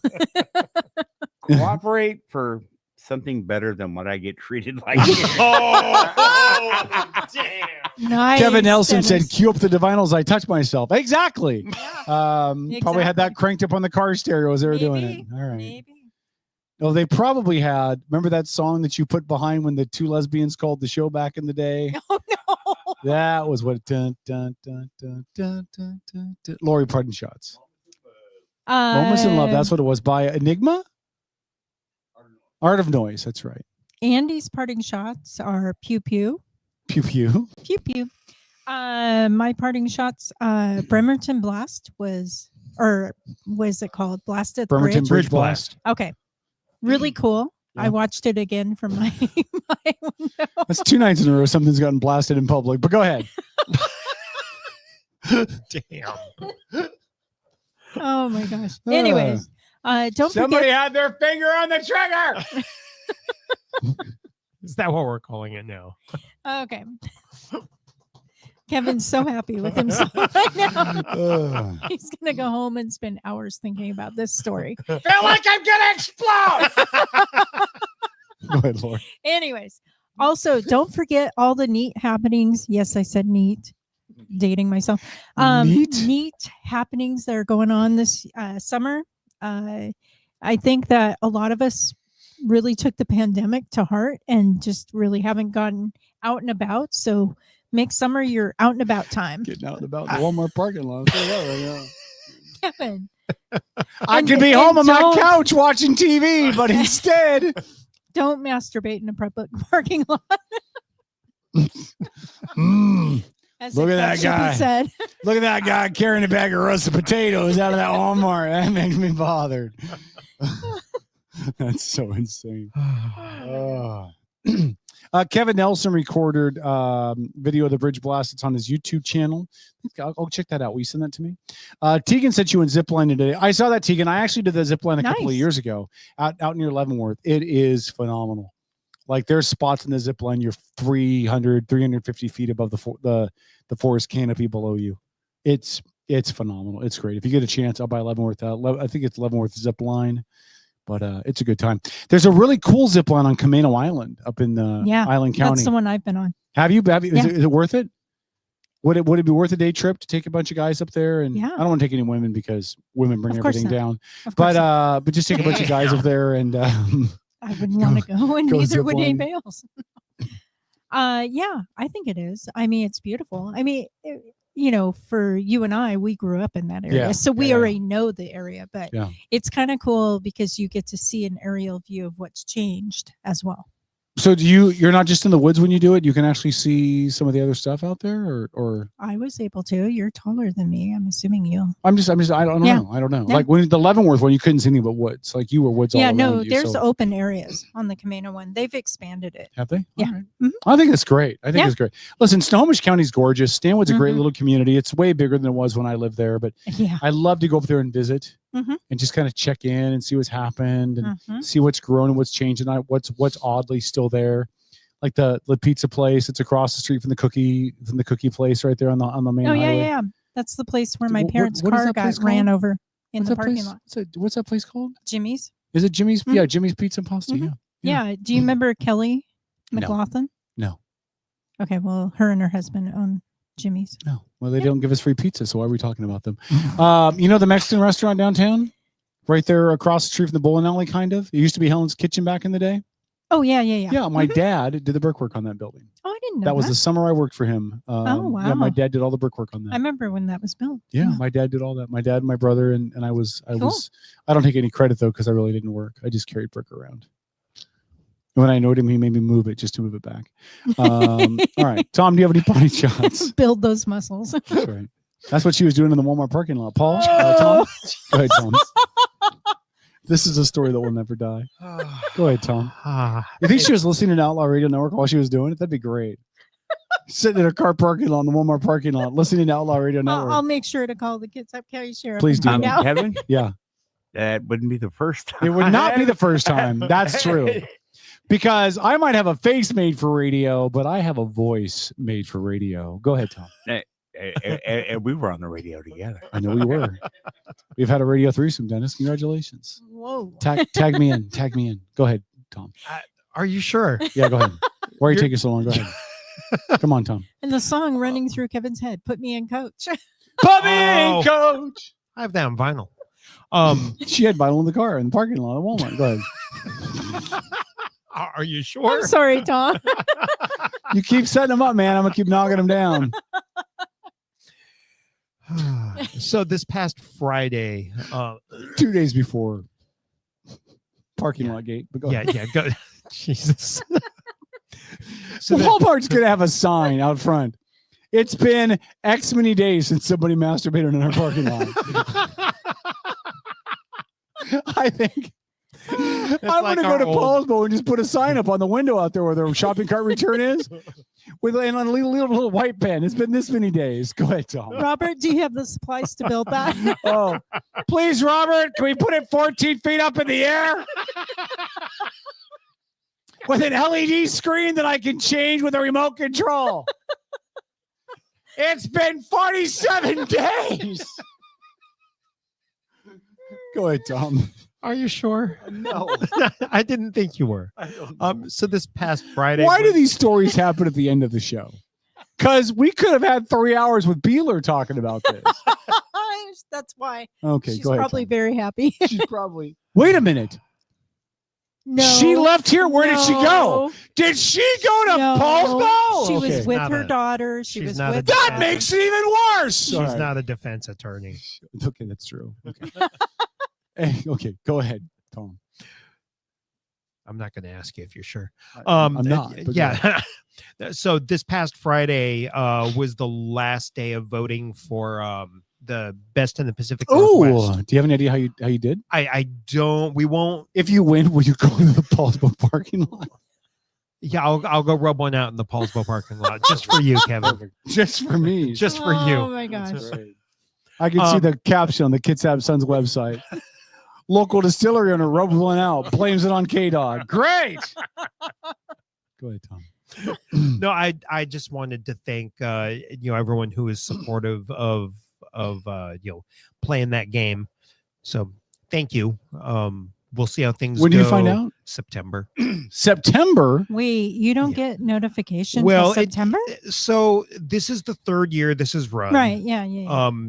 And so the first 2 years we placed, Mhm. and if we placed, we'll probably get an email sometime Mhm. this coming week, but we can't publicly say anything acknowledge about it, yeah. But you'll tell me off air, right? We do a little NDA, and But you'll tell me off air. right? I will talk to people. Who that puts are this on? close. Who? The King Five? Seattle Times. Seattle Times. Yeah. Oh, newspaper. Yeah. You guys are relevant. Yeah. Okay. I mean, I honestly, I think it's how the Seattle Times is trying to raise a little money and stay relevant. Oh, I know. I Stay think it is. attached to the community. You got to find ways if you're a newspaper to do things in the local community. Kids have son can certainly learn from you, little bastards. Okay. What is that? Lori's showing off. Is the alcohol blue or is it the no, bottle? That's the bottle. What color is the alcohol? Those are empty bottles. Oh, those are empties. Okay. So these are being hand painted by the Flow Art Studio down the mall. Is that who was doing that? Dana's Pour Express. Is that Dana who's doing those? Yeah, Dana's doing those are all painted by her and hand numbered. And we're gonna fill them up with bourbon and sell them on Black Friday for Christmas shopping. Ooh, how much? But it'll be our regular bourbon price plus the cost of the bottle. Okay. I would like to pick one up. So and they all have real pretty little windows in them. Like that one's got hearts, so you can see how much liquor's in it. I would like to pick one up. Yeah. So when they go on sale, make Yeah, sure you they'll- set one aside for Yeah, me. they'll be Black Friday. I get the Outlaw Radio Network discount, right? 99% off? Perfect. Yeah, something like that. Breaking news from John Walker. Radio host banned from Walmart for loitering in parking lot. Yes, he was. You know, it's going to be great. I'm going to go up there and I'm just going to wander in the parking lot, look in the windows. Are you masturbating? Was it you? No, just go to court. And then when it finally to happens, court no, this I want week. to catch him in that. And then when it finally happens, I'll be like, Eureka! I found it. Never found the G spot before, but she knew where it was. So, okay. Tom, anything else? Yeah, no, that's God. good. I'll let you carry on. The about fact that they let me on a radio Walmart show is amazing. to me. Walmart Parker has an masturbators. update for you. Parker, imagine trying to get a permit from Wheeler for that LED screen. It's a good thing it's in Paulsbo, man. It'd be Erickson. No, Becky. I don't think Paulsbo's in the city limits up there, is it? Oh, the Walmart. Yeah, I think have it's. I no think that's idea. out of the city I have limit. It no may not idea. be. I don't know. But listen, Paulsbo would be like, yeah, we'll put a permit for that. Anything that brings tourists up here, because then they'll go to Slice Bakery when they're done. True. You know? True. And then you don't know if it's icing on their fingers or anything else, so it's all perfect. All right. Eat cake by the ocean. Oh my God, I don't know what to do. Are we ready to go, guys? Are we done? Dennis, Yeah, are you ready I to think wrap we this are. up, or do you want to go a little longer? That's what she said. Dennis. Yeah, whatever. And Lila's back to talking about insurance, which we talked about an hour ago, but Lila had more comments. Oh yeah, happy birthday to Tegan tomorrow. Happy birthday, Tegan. Robert's watching the video. Robert, where do you see the video at? What And do you know the name of the person? Like, has it been released? Like, inquiring minds want to There's a know. Video already? Well, there's always traffic cam. They always have body cams. Oh my God. Unless she was taping herself in the Walmart parking lot, which adds a whole nother rub to the story. Speaking of rub, that's what she said. Oh, Robert said that's right up Paul's Ferrall's alley too.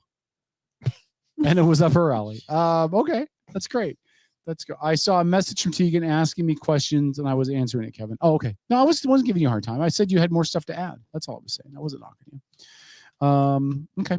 Well, what's great is those of you that are in chat, leaving messages, have an alibi. So if they think it was you in the parking lot, it was not. You were in the chat. And I can't imagine you could comment in the chat if you're doing other things with your hands in the Walmart parking lot. Okay, cool. That'll wrap the show. No Frank Aquila next week. Okay. Because it's 4th of July weekend. He's got some other stuff going on. So maybe we'll have a Beeler appearance, maybe a Rick Eckert appearance at the same time. Oh, yeah, maybe. Maybe Dave McMullen. Maybe. I'm going to leave a white. I've got a lot of questions. We got a lot of questions going out there. Yep. Still waiting to hear back from our beloved mayor, Greg Wheeler of Bremerton, trying to get him booked on. Glenn Morgan. Lila said, why fetish shame? Wait, who did I fetish shame? I don't think masturbating in a public parking lot's a fetish. I think it's a felony. I think there's a difference. I think it might be a misdemeanor. No, that's got to be a felony, right? You think so? I don't that's know. something sexual in public where kids could see. That would have to be a felony, right? I have no idea. Hold on. I'm going to Google this really quick. He wants to watch the video. I hope nobody looks at my Google search results after tonight. Is masturbating in public a felony in Washington State? Hold on. Wow. Okay, this is according to Uncle Google. We go way back. Masturbating in public is not typically a felony in Washington State. It is usually classified as a misdemeanor, specifically indecent exposure under Washington law. However, it can become a gross misdemeanor or even a felony in certain circumstances, such as if a minor is involved or if the individual has prior convictions. So again, we were both right. Okay. It was in a grocery store parking lot. Right. I mean, they were in their car. So I mean, that's. But again, kids. Yes, but that's minimal exposure. It's not like they were in a trench coat, standing out in the middle of the thoroughfare. Look at me. So Washington State law, on the type of vehicle. Let's be honest. That's true. Well, are the windows dark? No. That's not what I'm talking about. It just means flew over your head. Yeah, is it a BMW, a Mercedes, or is it a beater? It just means if you're in the Walmart parking lot and that truck is a rocking, don't come a knocking.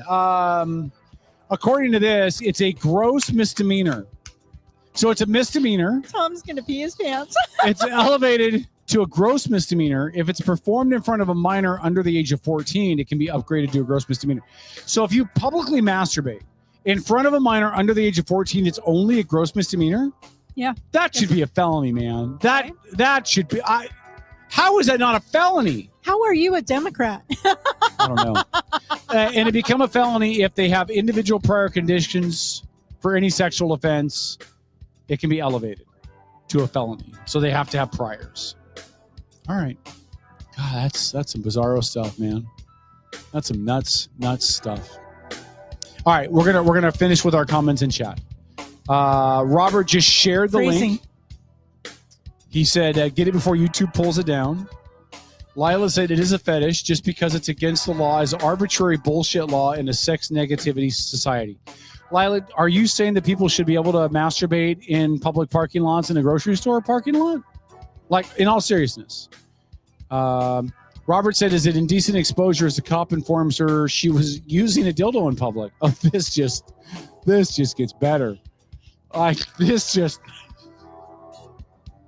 sorry, Dennis. I know you're ready to go. She was ready to go too. All right. Good night, everybody. I'm going to go watch a video. I'll see you guys on Sunday. It's Outlaw Radio Network. Have a great week.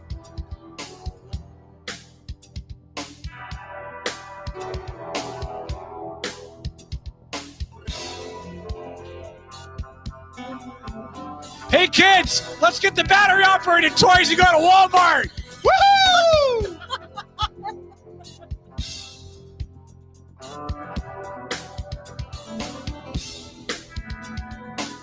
This is the Outlaw Radio Network.